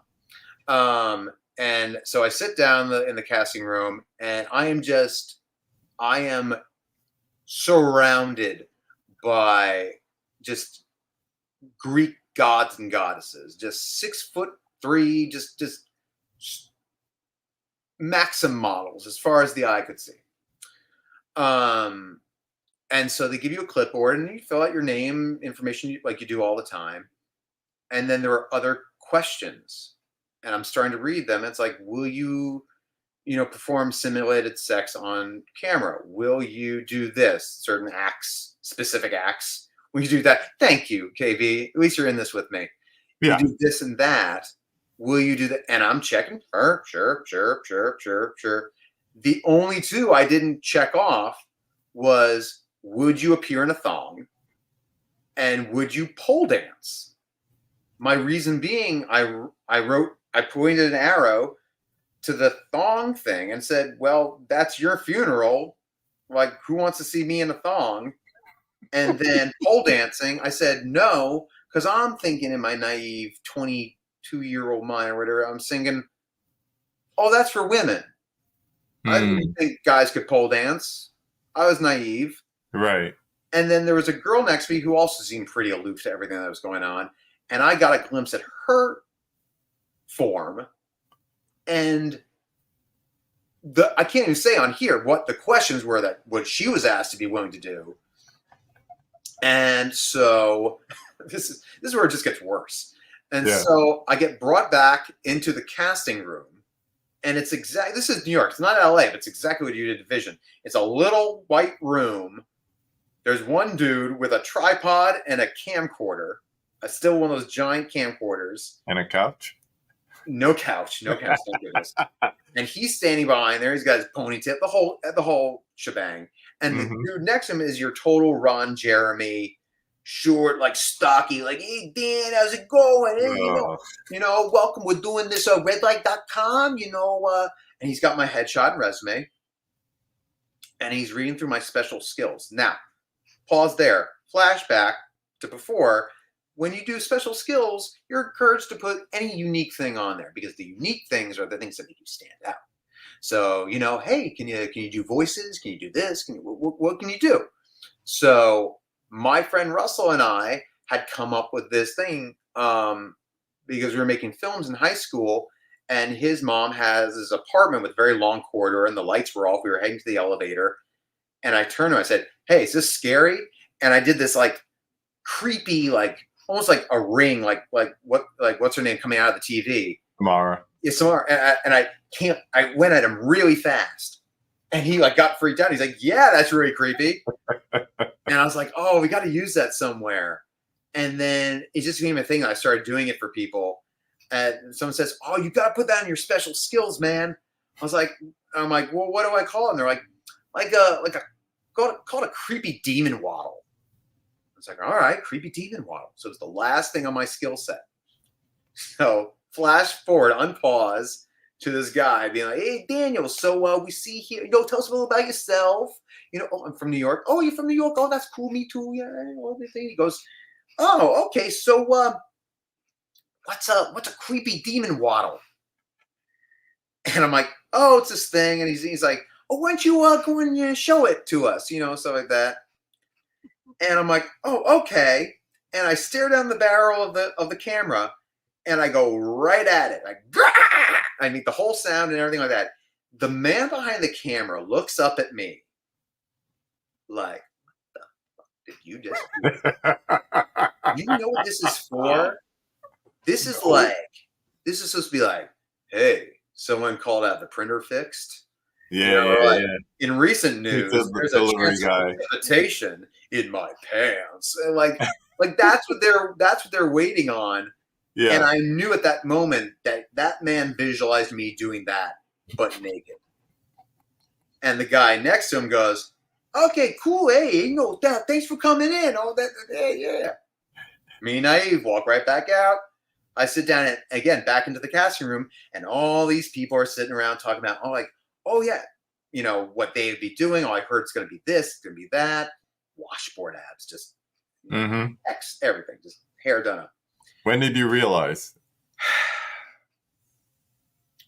It started to dawn on me when they were starting to talk about like what they were going to. It's like, yeah, what they could be willing to do. Like it's like, oh yeah, well I've done this before and I've done that before, and I'm like, huh, On huh, screen?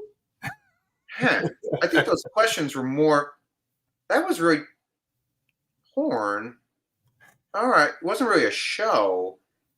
And then I was like, all right, everyone. And I picked up my flowers. I'm like, I'm gonna go see my mom. It's Mother's Day. And I walked out of there, and I was just like, I think that was porn, and it just didn't. It didn't connect to me. It was like you're gonna perform these acts for a Mm-hmm. movie or for a show, for a web series. But then when they were talking like, oh, it's going to be the news, it's going to be sports, it's going to be, people just getting it on. And I'm going, there's no script. They didn't really have a script to show me. Yeah. Yeah, I, it's coming to you. I was like, I think I just auditioned for porn. And I was like, okay. And I left and then never looked back. But Wow. that's my story. Yeah, that's the day I lost my innocence. The day the music died. I mean, I hope Ryan's gonna have a nice chuckle about this when he's watching it back. I don't know if he's in Oh, the chat right I now. I pointed out the time so I could go back and clip it and just send that I was portion. about to say, is he in the chat now? Is he just laughing or something like that? Yeah, he's lurking in the Oh, he's background. looking someone. I'm sure he is.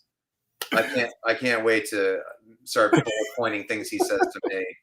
Oh my God. I heard he was going to take his kids to see The Substance. I mean, can you believe that? Anyway, Hey, the boys might enjoy that. exactly. All right. All You right. ready for the 5 takes? Ooh, sorry, that was loud. That Yeah, was. go I ahead. like that. All right, All right. give it to 5 me. takes. Questions we ask every guest at the end of the conversation. We're going to start with number 1, as we always do. Name the film that made you fall in love with the movies.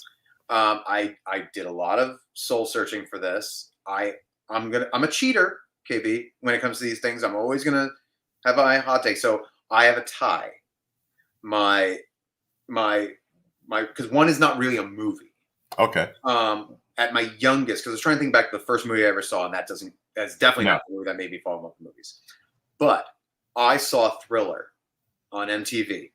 That is a short feature film.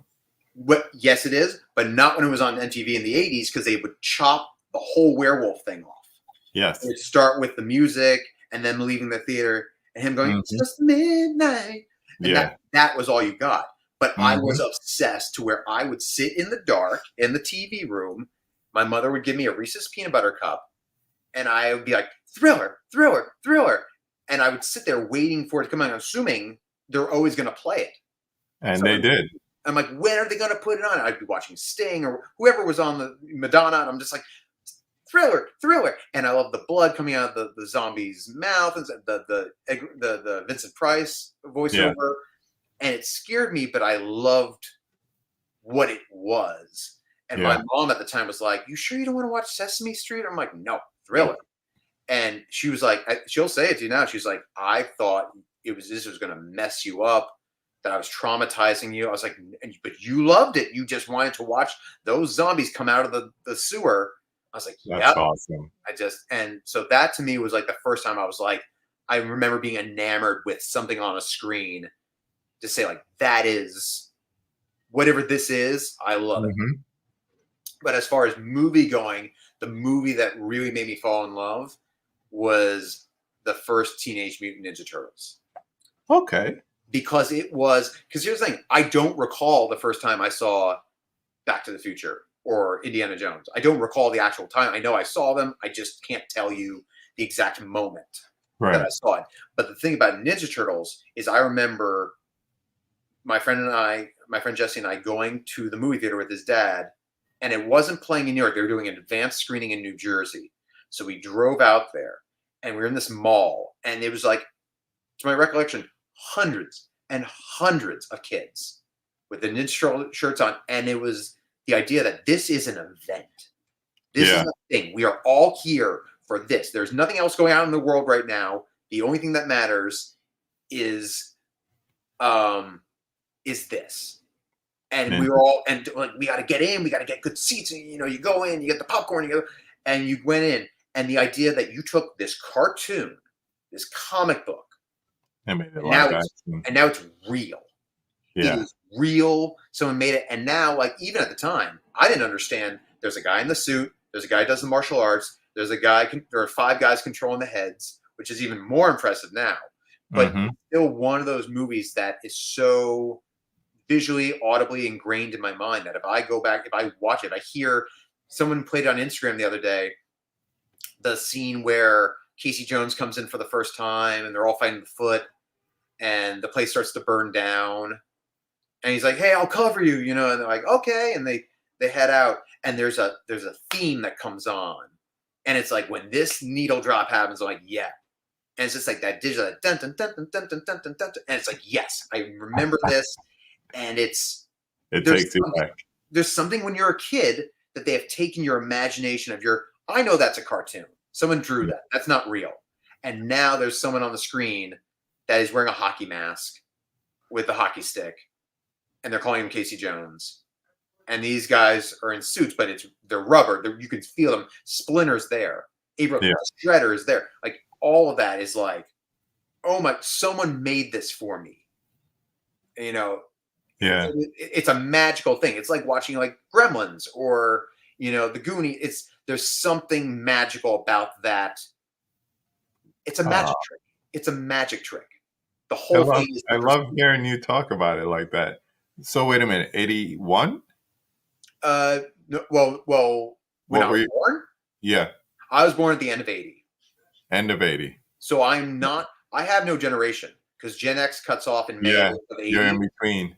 And millennials don't start until 81. So someone called us Xenials. No one really officially says it. You can't find out any horoscope thing. But I have it's so funny. You'll say something. I'll go over it real fast because I know we're wrapping up. Like I'm a spiritual person, but I have no set religion. I have no set generation. I have no set, I've always looked older than I am. I never looked like a kid. And I always feel younger than I actually am. So it's like, I've always been like, and we'll get into where my movie picks are and you'll see where that comes into play. But I've always been that like, I really have no affiliation at all. It's just, I'm just, show me something and I like it, We are finding out who you are. Exactly. What's up, Jeff? Jim Powell's in the house. Smash it. I like that. I like that. All right. Number 2. Name 5 of your favorite films. This is where I try not to name like the most obvious things because I have such a long list of favorites. Mm-hmm. I don't want to narrow it and say like, oh, Back to the Future. Yes, Back to the Future is amazing. It's a perfect film.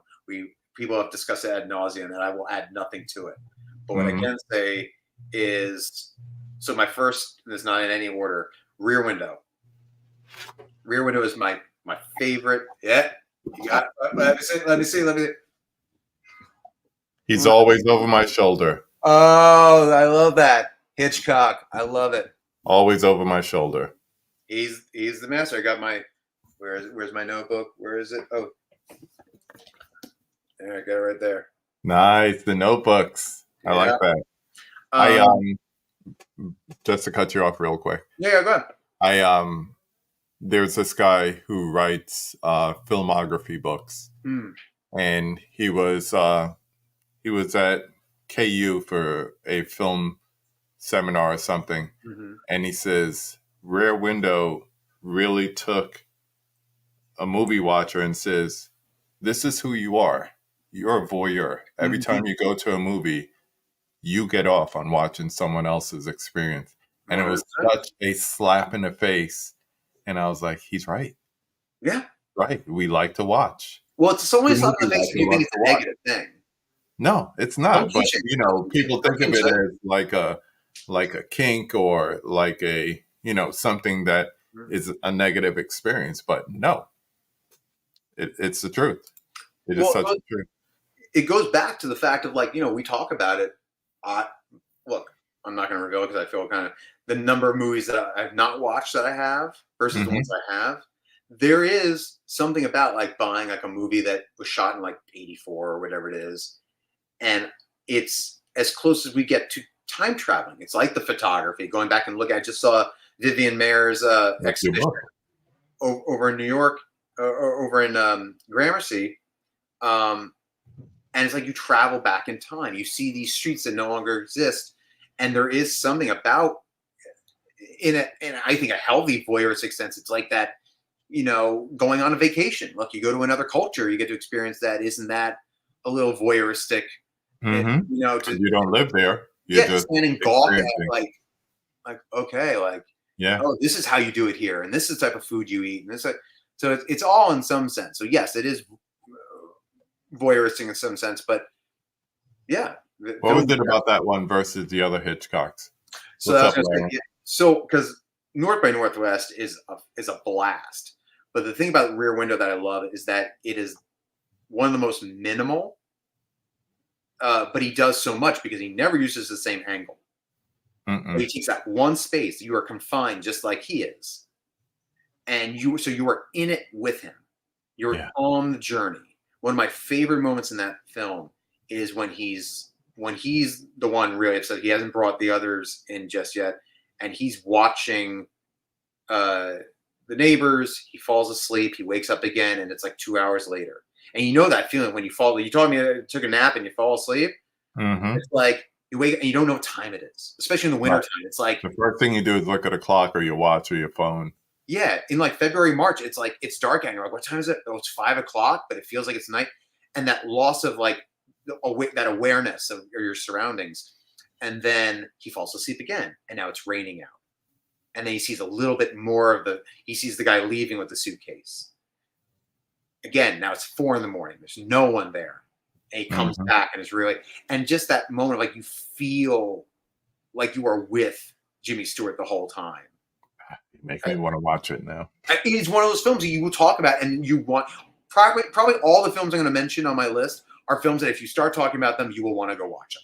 Yeah. And that is to me the greatest sign of it's like And a that's drug. why we have unopened movies because we keep watching the same damn movies all over And again. those might eventually become that, but it's like these are like a drug. It's like I have to have another hit of Hitchcock. Yeah, I I, did that one night. I watched like four movies in a row, and it was like 11 o'clock, and I mm-hmm. was like, "Ooh, Psycho's only 96 minutes. I could do this." And Yeah, I was like, "I got this Arrow 4K set," and then I realized the individual one was about to transfer. But anyway, I threw it on just to watch it. yeah, and you're guaranteed a good time. You're Yeah, 'cause watching, I know what to expect. yeah, you're watching a symphony. You know how it's going to sound. Yeah, I know the notes. I know the beats. I know Yeah, the cadence. it's just, yeah, it's just show me how it's done. Show Is, me exactly how this is supposed to be. is that your favorite Hitchcock? Rear Window. Oh yeah, I Yeah. mean, I have a ton of favorite moments. I mean, Psycho's great, Mm-hmm. but I'm never going to argue with someone to say that the first half is the first half to me is better than the second half. Oh yeah, it's like Full Metal Jacket. It's two. It's not three acts. It's two halves. Yeah, I prefer first part of Full Metal to second.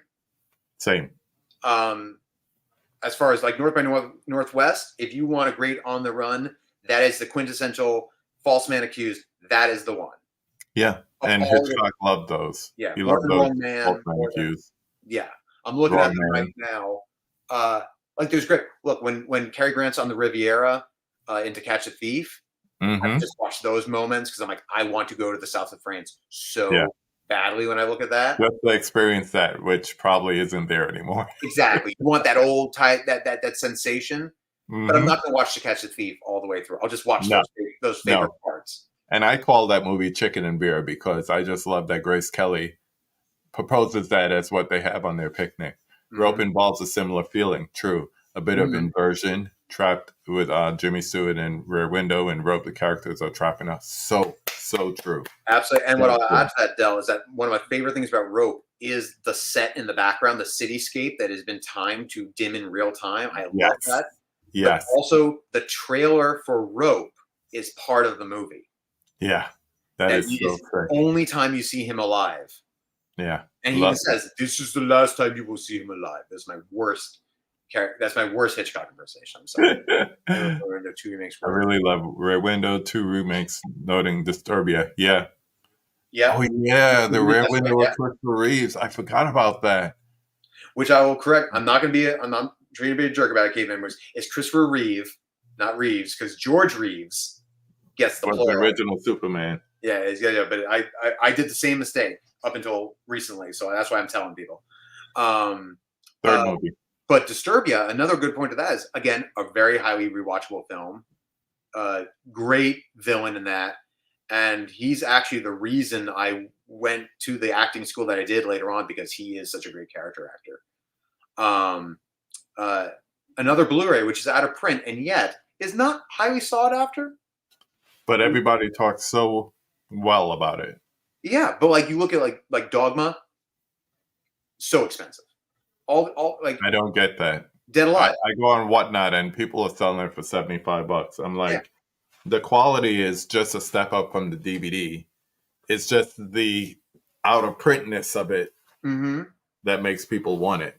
But that's the thing is Disturbia is out of print Yeah. as far as I know, and it's just around the same time. But no one's like, oh, Disturbia $100 for the Blu-ray. But yeah, Disturbia is a great.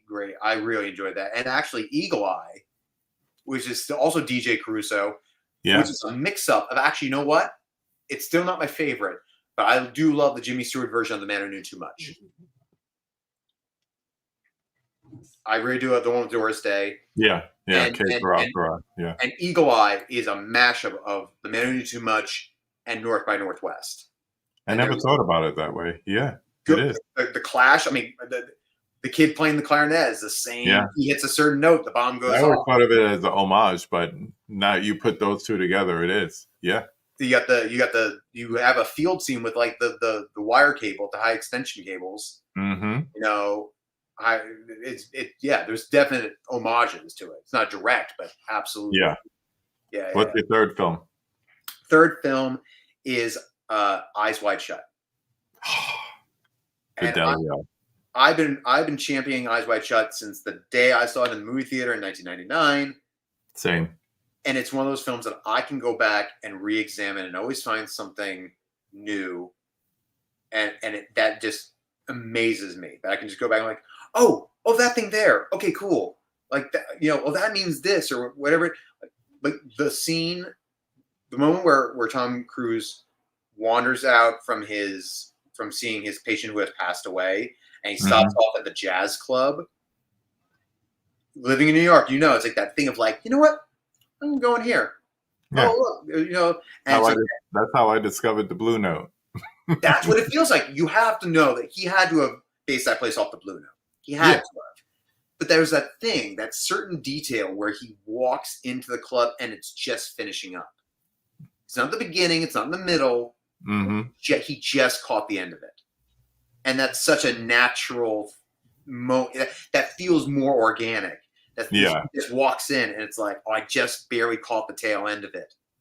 Like that awkwardness of his friend being like, oh, were you here? He's like, I just caught the end or whatever it is. Yeah. Yeah. It's just something about that really always, affected me.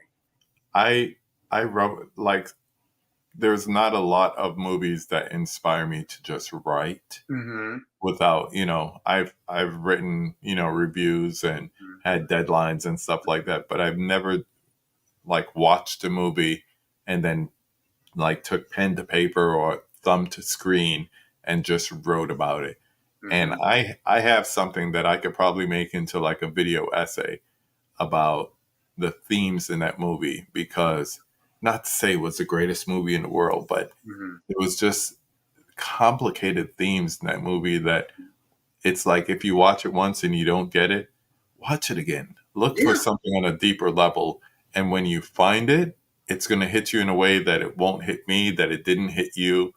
It has enough layers. Kubrick movies usually do, but it has enough layers in it that you could take something different out of it than someone else. Then you could sit down and, have a drink or have a discussion and just compare notes. And it'll be the most beautiful conversation. Absolutely. And I think that's exactly how it feels. Like you could just start writing about it. Like I've done that. There have been films where I've been sat down. I was like, I have to write about this particular meaning or interpretation. I just have to write it down. Exactly. Yeah, I'm telling you, the movies I'm going to mention are the movies that I just always have to rewatch. We've been talking about, and now I want to put on Eyes Wide Shut. Yeah, and Just it's sad. That's another one I was waiting for the 4K, and between that and things like Demolition Man, where they get announced and then they never come out, I, it's sad. it's inevitable. I I'm curious as to how good it can look because he purposely used like low quality film Yeah, movie. But again, look, Blair Witch is. I mean, that's I not. was just about to say Blair Witch. They're not putting it on 4K though. But there are No, films out there that are like how good. Look, Inland Empire. 4K. can I tell you? Can I tell you something? It Yeah. was supposed to be 4K. Well, oh, Blair Witch. Yeah, I don't know how great that would look. but they're working with 16 millimeters, so Yeah. they probably had that idea or that thought to do that before they digitized it. Because I spoke to Ed Sanchez in April when I met him at Panic Fest, and I don't know, he was kind of lax with just telling me about it. Yeah. We're standing outside, everybody's out there smoking whatever, and I'm having I turn around from talking to this guy who used to work with me at the Fruit, and I haven't seen him since he was like my mentee. And then all of a sudden I turn around and there's someone taller than me, and Jill Six says, "Have you met Eduardo Sanchez?" And I was like, "No." Oh my God, I know they're showing Blair Witch here, but I didn't know. Yeah. And we just started talking, and then we're talking about Second Sight, and then he's like, "Yeah," and we gave them all the camera negatives and the original footage, and they're making a 4K. I was like, "Am I supposed to know this?"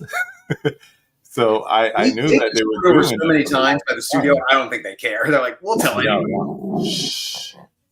Oh, down, boy. It's okay. Okay, go. Somebody's here. Oh, gosh. Probably my daughter's girlfriend.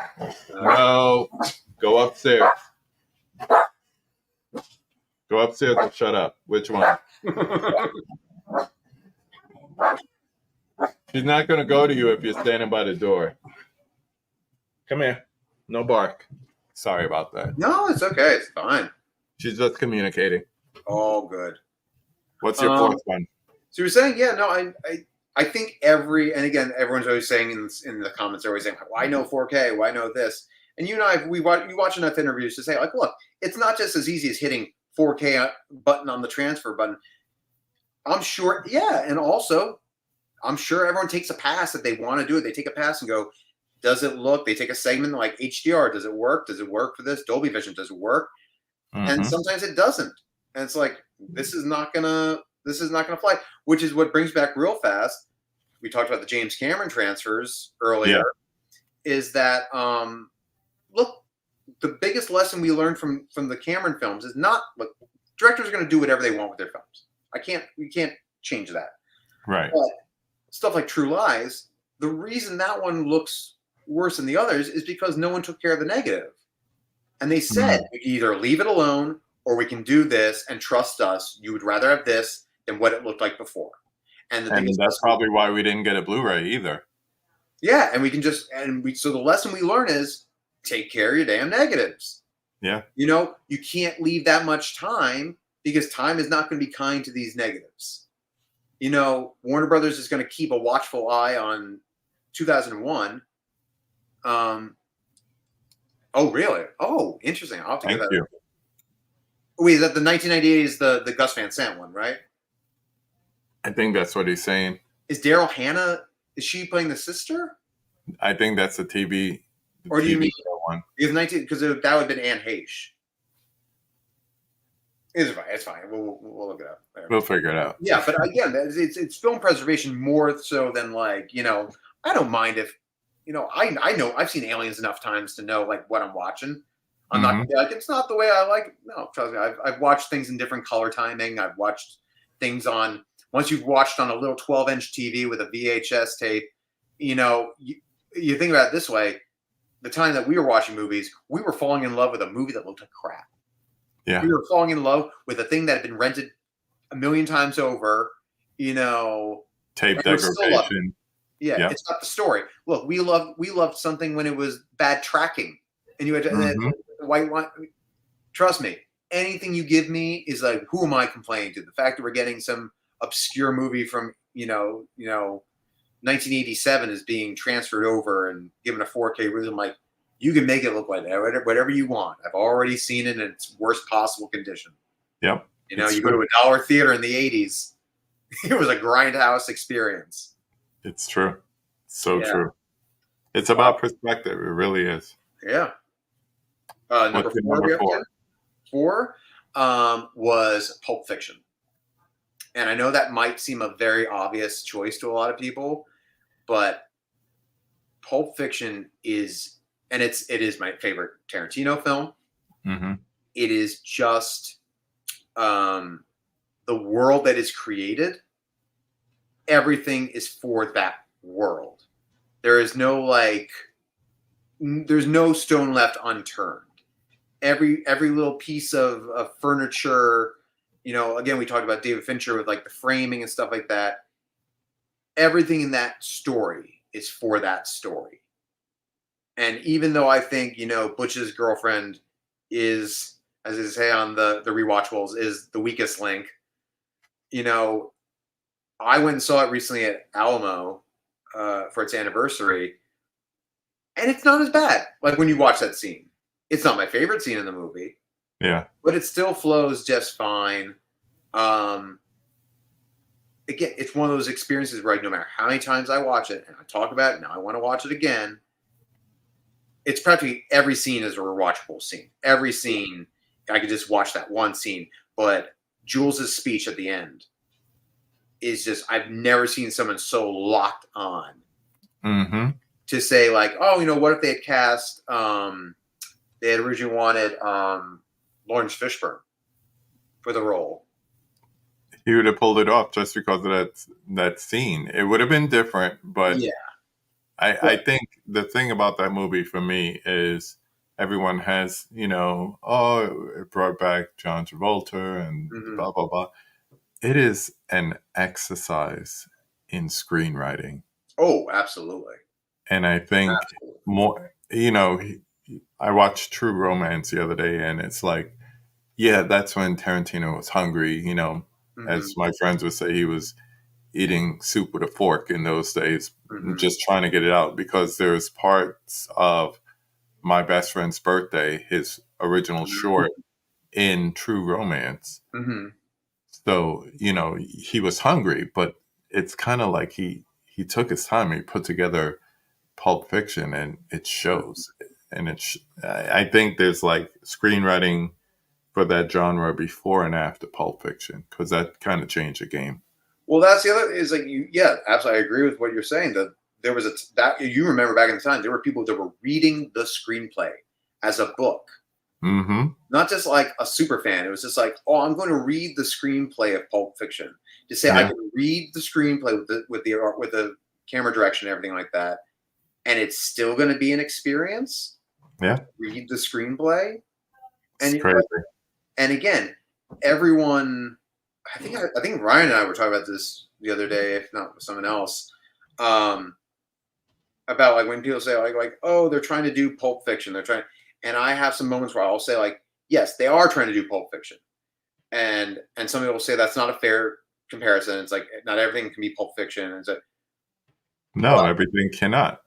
but here's the thing: is that Tarantino knows his stuff inside and out, and not just what he puts on the screen, not just what he puts on the screenplay.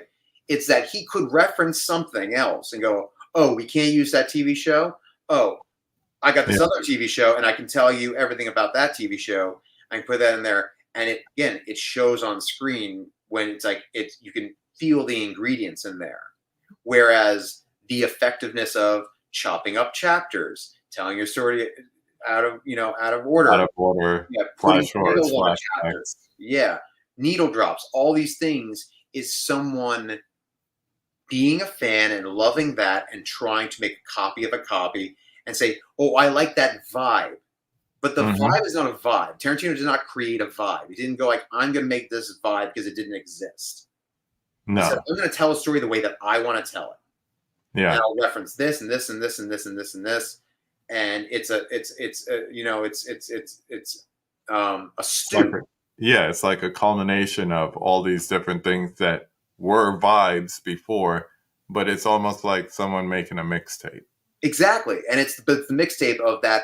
I chose these 12 songs, but I could also have chosen 50 other songs, another 12 and another. But these are here for a reason. Yeah. And it's not just because it's all I knew. It's because I specifically chose these. And have a similar vibe. That's a crazy thing. Yeah, there's a reason for everything, an intention behind it, and not just I want the effect. I want this movie to look like this. How do you get to that? I love the story of the 5, 6, 7, 8, how he found that song. I think it was for Kill Bill. The walking through a record store in a Japanese airport. Oh, really? An airport? Okay, I thought. Okay. Yeah, and he heard it, and then he was like, "I have to have that in my film." Because I know he shops like vinyl, like rare, like back in the day he would like shop for like Japanese laser discs, and he'd like bring like all these things back home. Like you have to like I gotta have this all delivered back home because he'd buy like $3,000 worth of imports and stuff like that. Crazy. Yeah. Crazy. One more. This is probably the most generic one, but I will defend it to the ends of the earth, and that is the Shawshank Redemption. And I know Ryan's not a fan, or he says he's a fan, but it's not as great as everyone says it is. It's not IMDb #1 for him. Exactly. And again, honestly, I couldn't give a crap what IMDb says. The thing about Shawshank, other than the fact that they took an amazing novella, the Stephen King novella, and they actually did something that's very rare when you make adaptations, is they added to it. They opened it up. Appropriately added to it. Yeah. And that to me is like, now I'm saying like I love the novella and I love the movie, and I really can't. I can choose it. I can love them for different reasons, but not, it's like The Shining. You could love the book and the movie, and there's people that love both or hate one and not the other. So, and I see why King doesn't like the movie for The Shining. Yeah, because there's a big F you to him. They took all the humanity out of him. Jack Nicholson is crazy from the very beginning. Jack Nicholson has never been able to be normal. But the thing about the Shawshank Redemption is that there are so many people. Yeah. So true. Very, very, very true. Especially right after that came out. I remember one of the trailers for 2 Days in the Valley says it out pulps Pulp Fiction. That was the review tagline. It sticks in my brain. That and like when The Professional came out and says makes Speed look like a slow ride to grandma's house. Those are the two things. I'm just like, that's a very just bold, like, now this one's better than this one. And I'm like, but that's how they used to pitch things. It's like Speed with this. Yeah, exactly. Die Hard on a Die Hard on a boat. Exactly. But Die Hard on a boat. No nuts. Can't speed. But the thing about Shawshank also is that for me spiritually, I know I'm going to get really cheesy here, but yes, it's a prison movie. No, I've never, knock on wood again, I've never been to prison. Got really knock on wood on that one. Is that it is this stand-in for whatever's holding you back in life. Yeah. And it is this idea of like, every one of us is serving a sentence. If you're not where you want to be, you're serving a sentence. And like he says, get busy living or get busy dying. And you're going to find your way out of that.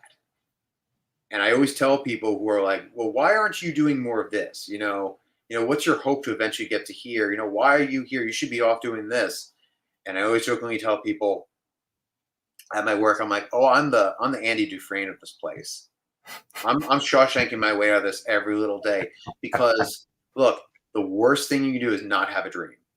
It's true. If you're going through life just for the next day, it's gonna feel monotonous.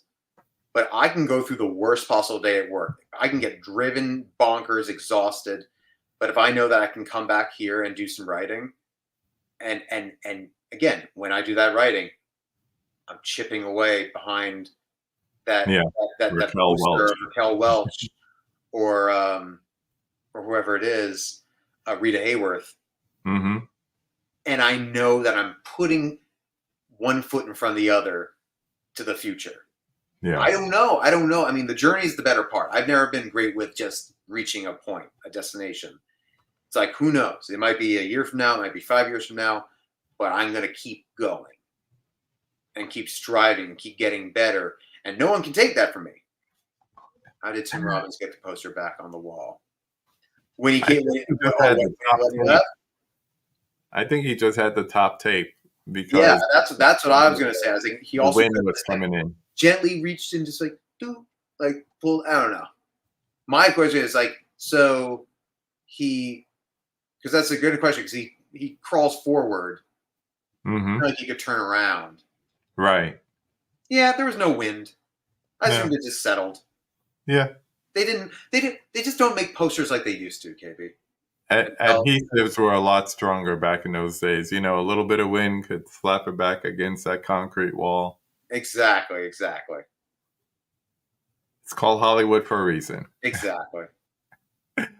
Oh man. Let's breeze through these You other know how ones. tall Tim Robbins is. I imagine him getting stuck in that tunnel, though. Oh, That's claustrophobic. I can't I imagine. can't do it. I can't imagine. He is tall. I always think of him in The Player. Yeah, climbing. I went to school with his kids, so I would meet him several times throughout the week. Oh, really? Yeah, and he would always like to rollerblade. So imagine extra rollerblades on him. That's a long way to His fall. son would play roller hockey. It's a So now he's long like way nearing to fall. 7 feet tall. Yeah. Yikes. Yeah. Sorry, go ahead. What was the next question? I was just going on to the next one. Oh, yeah. Name a popular or classic movie that everybody loves. You don't particularly like it, though. Fight Club. Okay. It's that easy. I have tried. I don't begrudge it at the quality of the film as far as the filmmaking. Again, I love Fincher. I pray at the altar of David Fincher. But there is something, I think I talked to Ryan about this on his show, was that one, what that film was trying to say did not effectively say it.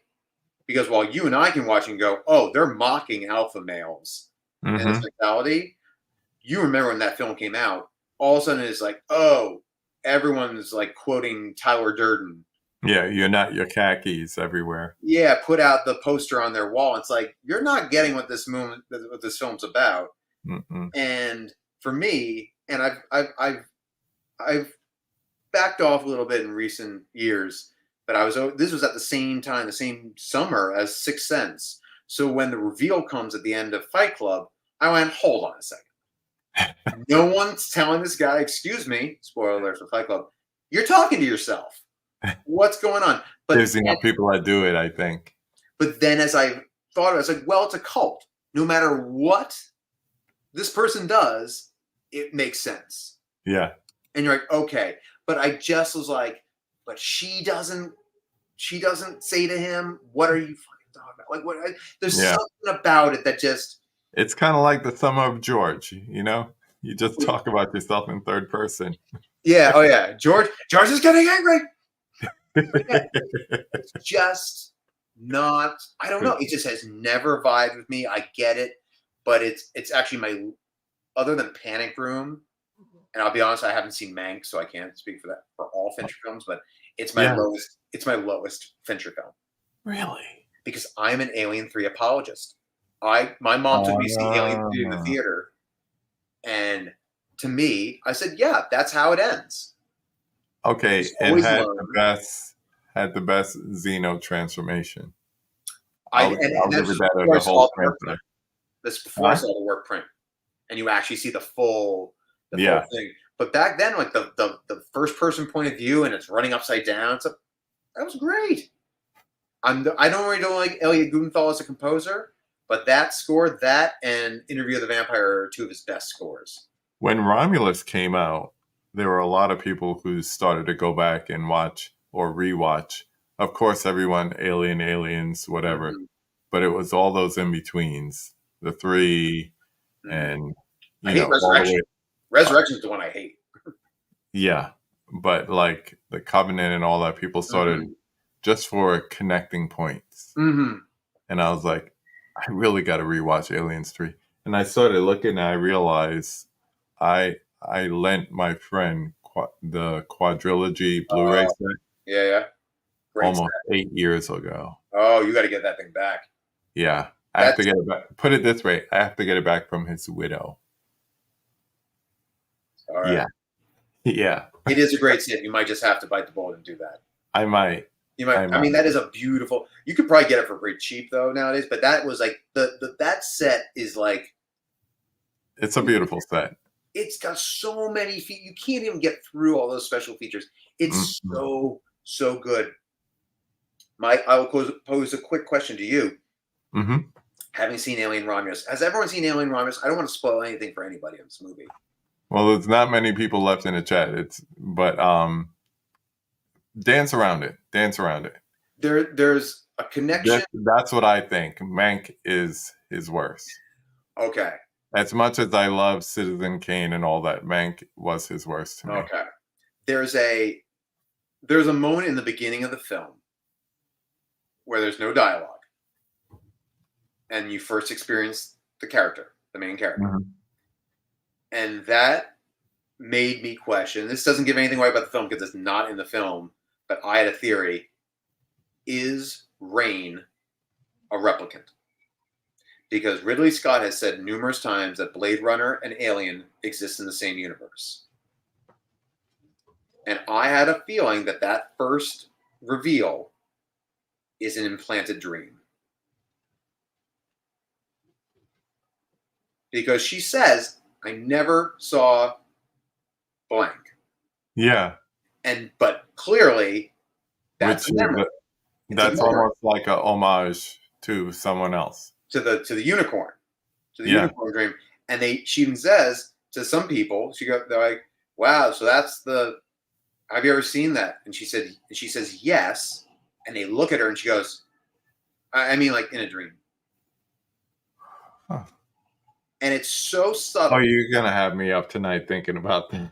And it's so subtle. And we never see, where she comes from or whatever it is. Yeah, I'm yeah, thinking, would there be an off world, where replicants are just used for labor? yeah. And It's her name is possible. Rain, which would be a clear homage to Tears and Rain Yeah. from Blade Runner. So that's my tinfoil hat theory there. Oh I wow. went so far as to DM Fede Alvarez and obviously he did not write back to me, but it's Oh sitting there, so I can say at wow. least I asked him. Oh wow. I I'm gonna know. finish these questions. I know. I gotta think about that. All right, flip it. Number 4. All right. Name a critically hated movie that you love. The Curious Case of Benjamin Button. Why do people not like that movie? I guarantee you most people that hate it have never seen it. And it's just they jump on it because one, the Criterion case does not look like the other Criterions, and that's all they care about is the giant The C physical and media, digipack. yeah. But the fact of the matter is that film is beautiful. It's It is. Eric Roth wrote it. He's an Great amazing effects. writer. You're taking a 15-page short story and stretching into this thing.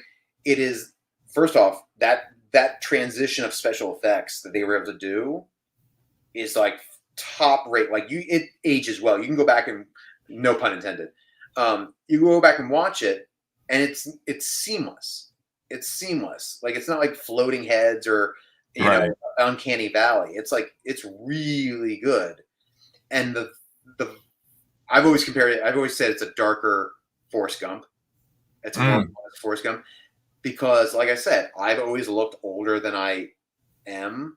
Like when I was a teenager, I had a beard, like not just like sprouts, like chin pubes. I had like a full goatee. So my friends used to call me a dirty old man. So as I've gotten older, and then when I meet older people now, they think I'm younger, and I'm like, no, I'm in my 40s, and they're like, oh, I thought you were like late 20s, early 30s. So I identified with this idea of this person who never really fits in anywhere and is just kind of experiencing the world on his own. And so it's that journey, and that as you get towards the end of that film, the way he's like writing those. I don't want to spoil anything for Curious Benjamin Button, but like he's writing these letters and he's saying like, I hope you learn to make mistakes, and then if you make too many mistakes, I hope you have the courage to start all over again. And Yeah. it's this very poignant thing. The score, the Alexander Desplat score, if no one's familiar with it, he composed it to work both ways like a palindrome. So when you watch the movie, yeah, the first part of the movie is this theme, and then the second half is literally the same thing but being played backwards. Wow. But they're two completely. If you didn't know and you heard it, it's like it's two different pieces of music. But he specifically wrote it to be able to be done that way. And I'm just like, yes, it's not a super sexual thriller that Fincher has done. Obviously now with Mank, it's like, well, we are aware that he doesn't always do that. The Social Network is not a super sexual thriller. Granted, it's a thriller in some regard. Right. But that film to me is like, it's not super saturated. It's not Forrest Gump, and I love Forrest Gump, but it's not like oh, gee Willikers, and him saying goodbye to Jenny and stuff like that. By the way, it's like she just kept leaving him. But Jenny's the villain of that movie. Jenny is the villain. Jenny's absolutely the villain. I looked over because I literally have it like right here. Just get over your issues, for crying out loud, or let the man go. Yes. Seriously. Oh my goodness. And she just calls him back up and is like, hey, I got a kid. Come on back. Yeah. I need you. But yeah, it's not meant to make you. It's a deeper emotional, like, it sits with you. You know, there's a loneliness to Benjamin Button that is like I can't even get into the weeds because I'm going to get into the weeds about it, but it's like a personal thing. Like, you don't go and talk to other people like, oh man, the moment when like he died or whatever. It's like it sits like there's certain moments that sit with you and you're like, okay, yeah, you just hit a nerve. Okay, yeah, that's cool. I never thought of that. Wouldn't it be cool if we could play our Blu-rays backwards, similar to the way we could play with records? It's called Memento on the DVD. You put in a code and you could play the movie backwards. Oh, really? Is that true? Wow. Yeah, I kept my DVD for that reason. I'm going to start a new series called Can We Talk? Or Can We Talk About? And every time it'll be a different. But I really miss like when special edition meant something, or collector's edition meant something. Yes. It didn't mean that we're going to charge you more and not give you a slip like Scream Factory. It meant you're going to get like extra features. See, Del agrees. Y'all beat me to it. He's evil incarnate. She's not the worst villain in history, but I blame the writers. Yeah. When it comes down to it, she had a rough childhood. All right, I'm not begrudging her that, but write the man He's back. Up there with Carrie's mother. Write the man back. He wrote letters every day. But yeah, I agree with you. Packaging. I miss it. Well, that was when studios were actually producing special features, and even now, honestly, I used to be all about deleted scenes and special features. The number one thing for me now is if there's a big like archival, like there's a documentary and has archival footage, that's the thing. Or a commentary. Other than that, and if it's a commentary by people who made the movie, I fully support Ryan and everyone doing the commentaries. Your analysis. But for me, it's like, I want to know your boots on the ground. Like, I want to know what happened on that day. Yeah. One of my favorite commentaries to ever listen to, I would listen to it more than I watched the movie without it, was the American Pie documentary. It was the American Pie audio commentary. Really? Such a blast talking to each other. And I would just watch it because it would be like hanging out with friends. I would just listen to that commentary. Same thing with Cruel Intentions. They all get drunk and they watch the movie, and I would just listen to that commentary. Mallrats is like that too. Yeah. The original one from the Laserdisc that they keep porting over. Yeah. I think at one point, like in the beginning, Kevin Smith says F DVDs, and then they put that commentary on the DVD for it. So it was right up the alley. What was it? David Fincher is probably the only one that I would probably listen to as like a solo audio like podcast. He just again, it's one of those people that just knows backwards and forwards what they're talking about the film. But like I'll look at like Scream Factory or Shout Factory, and I'm like, I don't need a 5 minute interview with the gaffer. You know, it's like who barely remember. It's like, yeah, of course they're willing to talk about it. Yeah. I was like, I'm just gonna sit at home and watch Netflix, but you called me up and it's like, want to talk about, Sludge Slaughter 5 from 1987? It's like, sure. That was one of the best things about the Alligator releases, that they got what's his Yeah, name to come Bryan back. Cranston. Yeah, they got Cranston to come back, and Yeah, who knew? Who knew? exactly. I Yeah. just put away Twister, the OG one. Mm-hmm. Great sounding movie, by the way. Mm-hmm. And I went upstairs during the credits, and I came back down because no one watches credits. And I do. I came back down, and it was all the BTS stuff, and it was Mm-hmm. great. It was Mm-hmm. great to see like Paxton and Helen Right. Hunt, and like all the care and detail that they went into making the movie. And it's like that's what I want on my special features. Port it over. I don't care if it's DVD quality. Port That's it over. licensing too. That's the problem. Is it's licensing as well. Whoever Yeah. produced the feature is.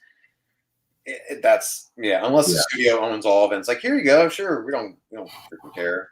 That's Real quick, that's how a studio release has to be. It has to have all that stuff because they own it. So right. My thing about credits, I'll say before I forget, to entice someone to sit through credits. Look, if you're going to go dinner, you're going to go drinks, you're going to be screaming over each other trying to talk about the movie. Everyone else is going to leave the theater. You've got like 5 to 7 minutes of great film score to listen to, and just talk like you're Siskel and Ebert, and just have a conversation. And sit there and really like talk to each other. You're right next to each other in the movie theater. Let the credits play. You don't have to read off everyone's name, but just sit there and really have like you've got an entire theater that's quiet now that you can talk about. They're not going to come in and clean it until you're gone. I did that on Monday. Hold up. Yeah. We got another New Yorker in the house. Culture Hey! Training. Salute. I'm sure I've run into you. If you're in New York, I'm sure I've run into you at Book Off. I'm sure. This Sunday, for the first time, we have Jenny in this corner, opposite corner, with a dozen doors from Titanic Rose. There was room on that door. There was absolute room on the door. And even she has said there's room on the door. Yeah. Even DiCaprio's like, I'm done arguing about this. He's like, there was absolutely room on the door. New York's brave. Yeah, there you go. New York's brave. I'm a block and a half away from a fire station, so there you go. That must be fun at 3:00 in the morning. Well, thank goodness there's not as many fires, so it's rare. It's rare, but it happens. Yeah. I want to thank you for coming on. I knew this would be fun. I knew this would be long. I did not care because we could probably go another 2 hours. Well, I will throw this in here because you said a movie that nobody likes because you love my hot takes. Yes. I will also defend movie 43. I don't even remember. It gets to the point where you forget the movies that you've seen. It's like Kentucky Fried Movie. Yes. All you got to do. Isn't Halle Berry in that? Yes, they're all in it. All these actors who never want to talk about it ever. Yeah. All you got to do, everyone out there in the internet world, watch the Liev Schreiber, Naomi Watts skit with their son, and it is the most. I just die laughing every time. It's so awkward. It's so stupid. They're homeschooling him, but they're trying to give him the full high school experience. Oh my God. His parents are playing kids at school, and it just goes there. I faintly remember this. You're gonna have me like up late. Like the cute girl at school they hit on. It's so awkward. It's so funny. Oh my God. Anyway, I had to throw that in there. Well, as we land this plane, now that you've been through the conversation, once again, I want to thank you again. I knew this was going to be a fun one. Worth the wait, worth the migraine. I don't know. But now that you've been through it, we'll end it with number 5. Who would you like to see me have a conversation with on this channel? It's funny you say this because you mentioned their name earlier today. I'm like, that's so funny you mentioned it because I thought it'd maybe be a bit of a stretch because I didn't know who exactly you were talking. Like, it's like other content creators. Like, who are you referring to? Just anybody. I want to see you have a conversation with Kevin Smith. That is one of my white whales. I have 3 of them. Hold up. Mm-hmm. I have three white whales: Mm-hmm. Kevin Smith, Mm-hmm. um, Elvis Mitchell, Okay. and funny enough, I know a friend who's a close friend of his, Floyd House Flicks. What up? Mhm. And the third one is Questlove. So I have Oh, okay. a lot of people That's don't really know good stuff. because he's DJ, he's drummer, Tonight Show, blah blah blah. I heard the doc is He, amazing. I need to see it. he Summer. is a avid movie watcher. Yeah. From all the times when the Roots were on tour, he would be on the bus just watching movies. He put me onto movies just like hearing him talk in interviews and stuff. I never knew about Happiness. And if you go on YouTube, he did one of the What's in Your Bag segments for Mm-hmm. Amoeba Records, Mm-hmm. and he was picking up the DVD.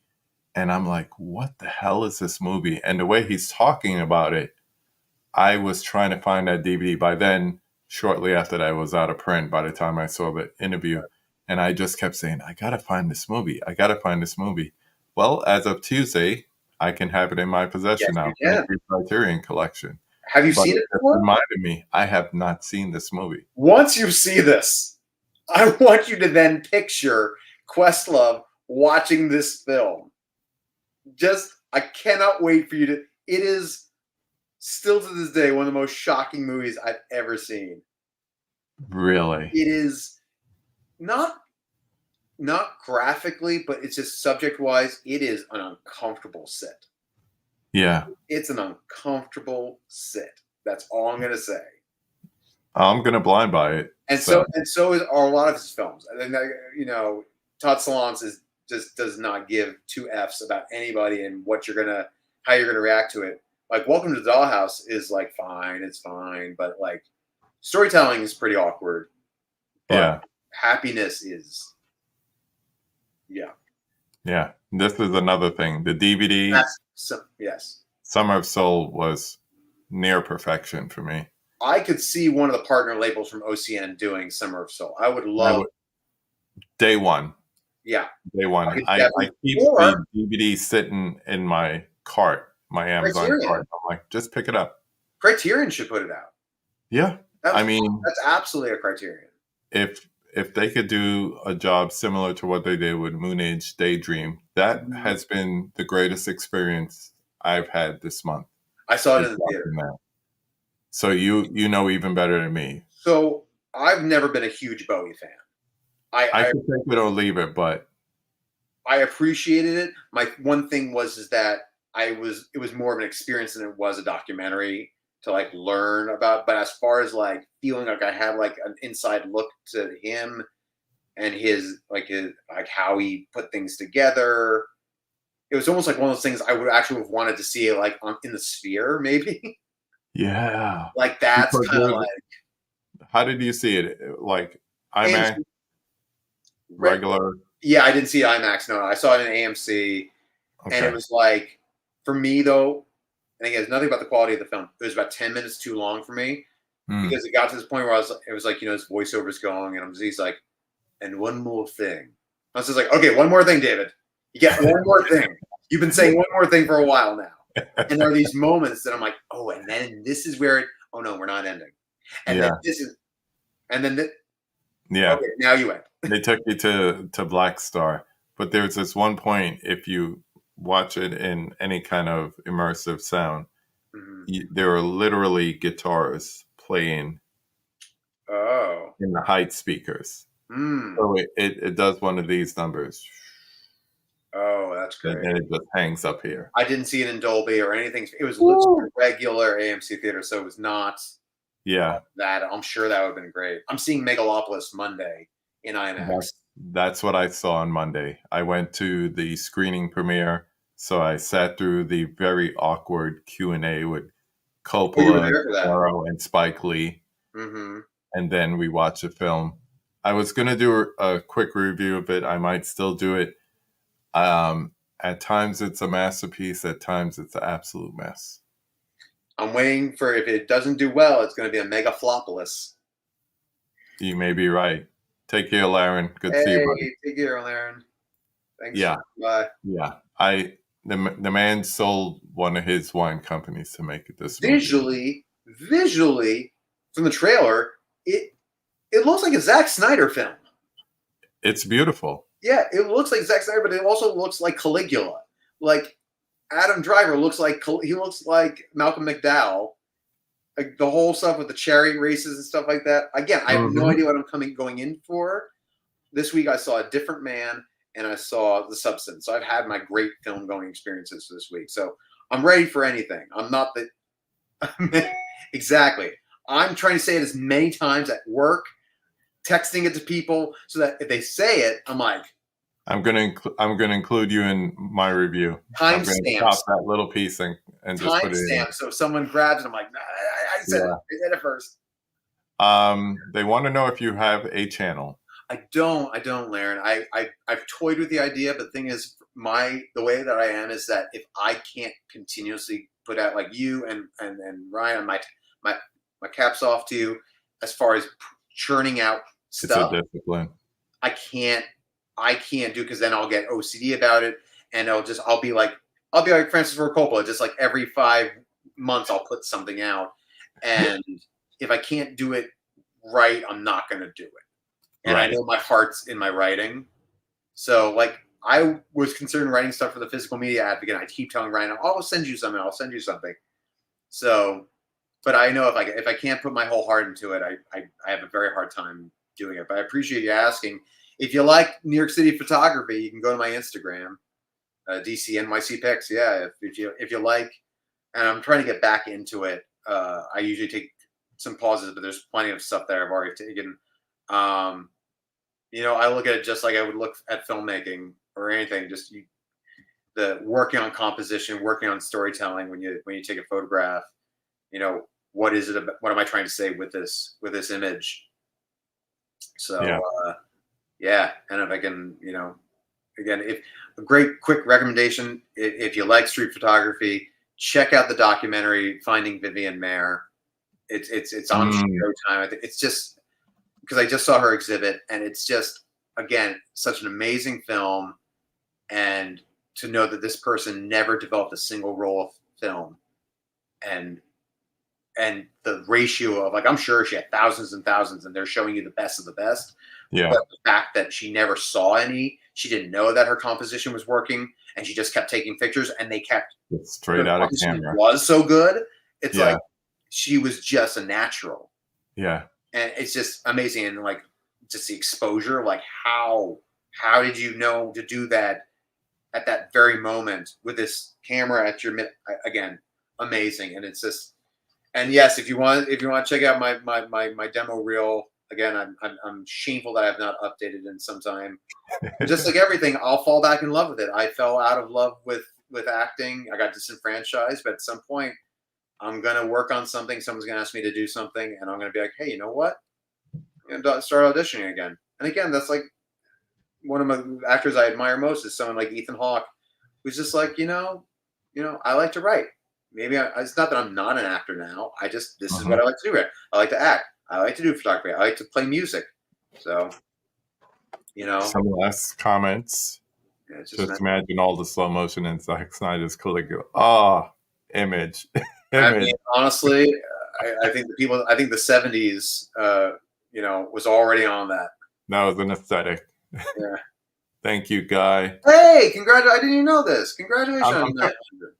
I get people sending it to me, and then I go and I look, and it's like $8.99. I was like, oh, I pissed somebody off since that was. No, it's whatever. And you know what? Honestly, if you piss somebody off, you got to them. The worst thing you do is like be the boring channel of like, whatever. He's just talking. It's fine. Yeah. It's like one last for you. Do you have a favorite anime? I'll be honest with you. Anime is a bit of a blind spot for me, but over time that I've watched anime, I remember really enjoying parts like Vampire Hunter D back in the day. Yeah. That was a big thing. Death Note is a good one. I've always loved any of the anime that got translated into Batman. Like the different stories that they had. Yeah. Akira is great until the tail and just goes balls to the wall, and I wasn't prepared for it. I like a nice grounded story, and all of a sudden it's just the psychic stuff. It's like, oh, like I don't know what I'm watching. I don't know what's happening. But I will tell you, I've got a whole bunch in my collection. I've got Paprika. I've I got, want to get that. The Steelbook? yep, I got Pale Blue. Is it? Is it Pale Blue? That sounds right. Yeah, not Powder Blue. Pale Blue. Yeah, Yeah. yeah. And it's like I'm on there. I've never seen a Ghibli. Shamefully enough. So someone tell me, Crow, is it Crow? What's her name? Crow Tess? Oh, Prince. Just call him Prince. Prince. All right, Prince. What if I'm going to watch a Ghibli for the first time? I've seen Spirited Away. I have not seen Spirited Away, so I That's will the do one that. I'll That's going start to be with. my That's first. the one to start with. Okay. I Yeah. will, and I don't. You need Perfect Blue. Thank you. I will never put on the English translate dub. No. So don't even worry about that. Natural language subtitles. Absolutely. Don't even worry about it. I will absolutely be on that. Thanks for hanging in there with us, Nikki. It was a fun conversation for sure. Laren, you got to come with the questions now, bro. Sorry, I'll let you guys I go. gotta go. All I'll say is, Laren, get me two. We don't need to talk about the GoPro remake. No. Honestly, Catherine Bigelow needed to have more opportunities in the 90s. Amen. Between that and Strange Days, like, she was like, she could have made a whole bunch of other action films that I would have been all about. The fact that they really skydived, that Patrick Swayze actually skydived, in that sequence. Yeah, it's just a quintessential 90s movie, and even him rolling around firing his gun into nonsense it's still great. I love it in that movie, and I even love it in Hot Fuzz when they're watching it, and it's like Point Break of Bad Boys 2. I'll say this: give me two, and I am an FBI agent. That's my Keanu Reeves for you. Let's not do this, man. I'm not here for you. We're just two dudes on a bus. Oh my gosh. On that note, yeah, you gotta close it. You gotta go out on that. You gotta go out on that note. Yeah. I want to thank everyone for joining us. Much, thank everyone. you for lurking. Thank you everyone in the chat. Everyone on the rewatch. Lurking and listening. Look for this man. Look for him in all the movies we mentioned, and if you send him screenshots and say, "There you are." I am. Yeah. I see you. Yes, absolutely. I'll see you tomorrow. You will see me tomorrow at 9 p.m. sharp. Yes, sir. 9 p.m. 9:30. Sorry, 9:30 sharp. Yes, 8:30 for me. But yes, I know what you mean. Lucky you. I know. When they start him and Will, when they go into their 4-hour things, I'm in bed. My wife wakes up. You're still up? I'm like that. Oh, the Will. He's still talking. I can hear it coming from my eyes. Like, oh, it's a funny thing. So like, if we go back to like the silent films, it's like you're in for like another 45 minutes. When Truffaut did this, all right, this all really starts because the other day I was having coffee, and a funny thing happened. I saw this other film that I saw, and I saw this other thing, and I just thought, yeah, you do that too well. You're doing that too well. He just goes, and I'm like, And it's like, the thing is, he's watched too many too much Roland, just too much dreaminess. Yeah. He just goes Shatner on me. Yeah. Yeah. Well, Ryan, it's a funny thing you should ask me that. When I was 7, I'm like, oh God, okay, pee break. Excuse me. I'm just giving him. I'm just. If you don't know what we're talking about, join the Disconnected on Thursday nights, 9:30 Eastern, 8:30 Central, and if there's an episode with Dr. First Will of the Watson, month, the first Thursday of the month is always Will. Yeah, you should have a Will cut. You'll get a taste of what we're talking about. There should be a cut version and a Dr. Dawson uncut version. Yes, and it's like, oh, here he goes. It's like J. Peterman. It's like, there I was in the jungle. Yes, That's fun. Large, extra large. I'm just like, oh, But I love Will. Come on, You got to. I give him You crap got just like to. I gave Bob crap. If Bob's still in the chat. I don't know. Bobby Blue might have checked out. Let's see. Yeah. Oh man. Bob, Yeah. Bob, Yeah. I'm sorry. Bob went on to redlight.com. He's just like, I gotta find this. Yeah. Once you mentioned that, he was gone. He's in a rabbit hole right He's now. like, I saw this movie. She's so hot. She's so hot. Oh yeah. He's looking for somebody who looks like Naomi Watts right now. Exactly. He's just like, oh man, it's so hot. Oh, this movie, I just had to have. Yeah. Everyone, thanks again for joining us. Have a good night. Good night, everyone. Go Thanks watch for the watching. movie. Thank you.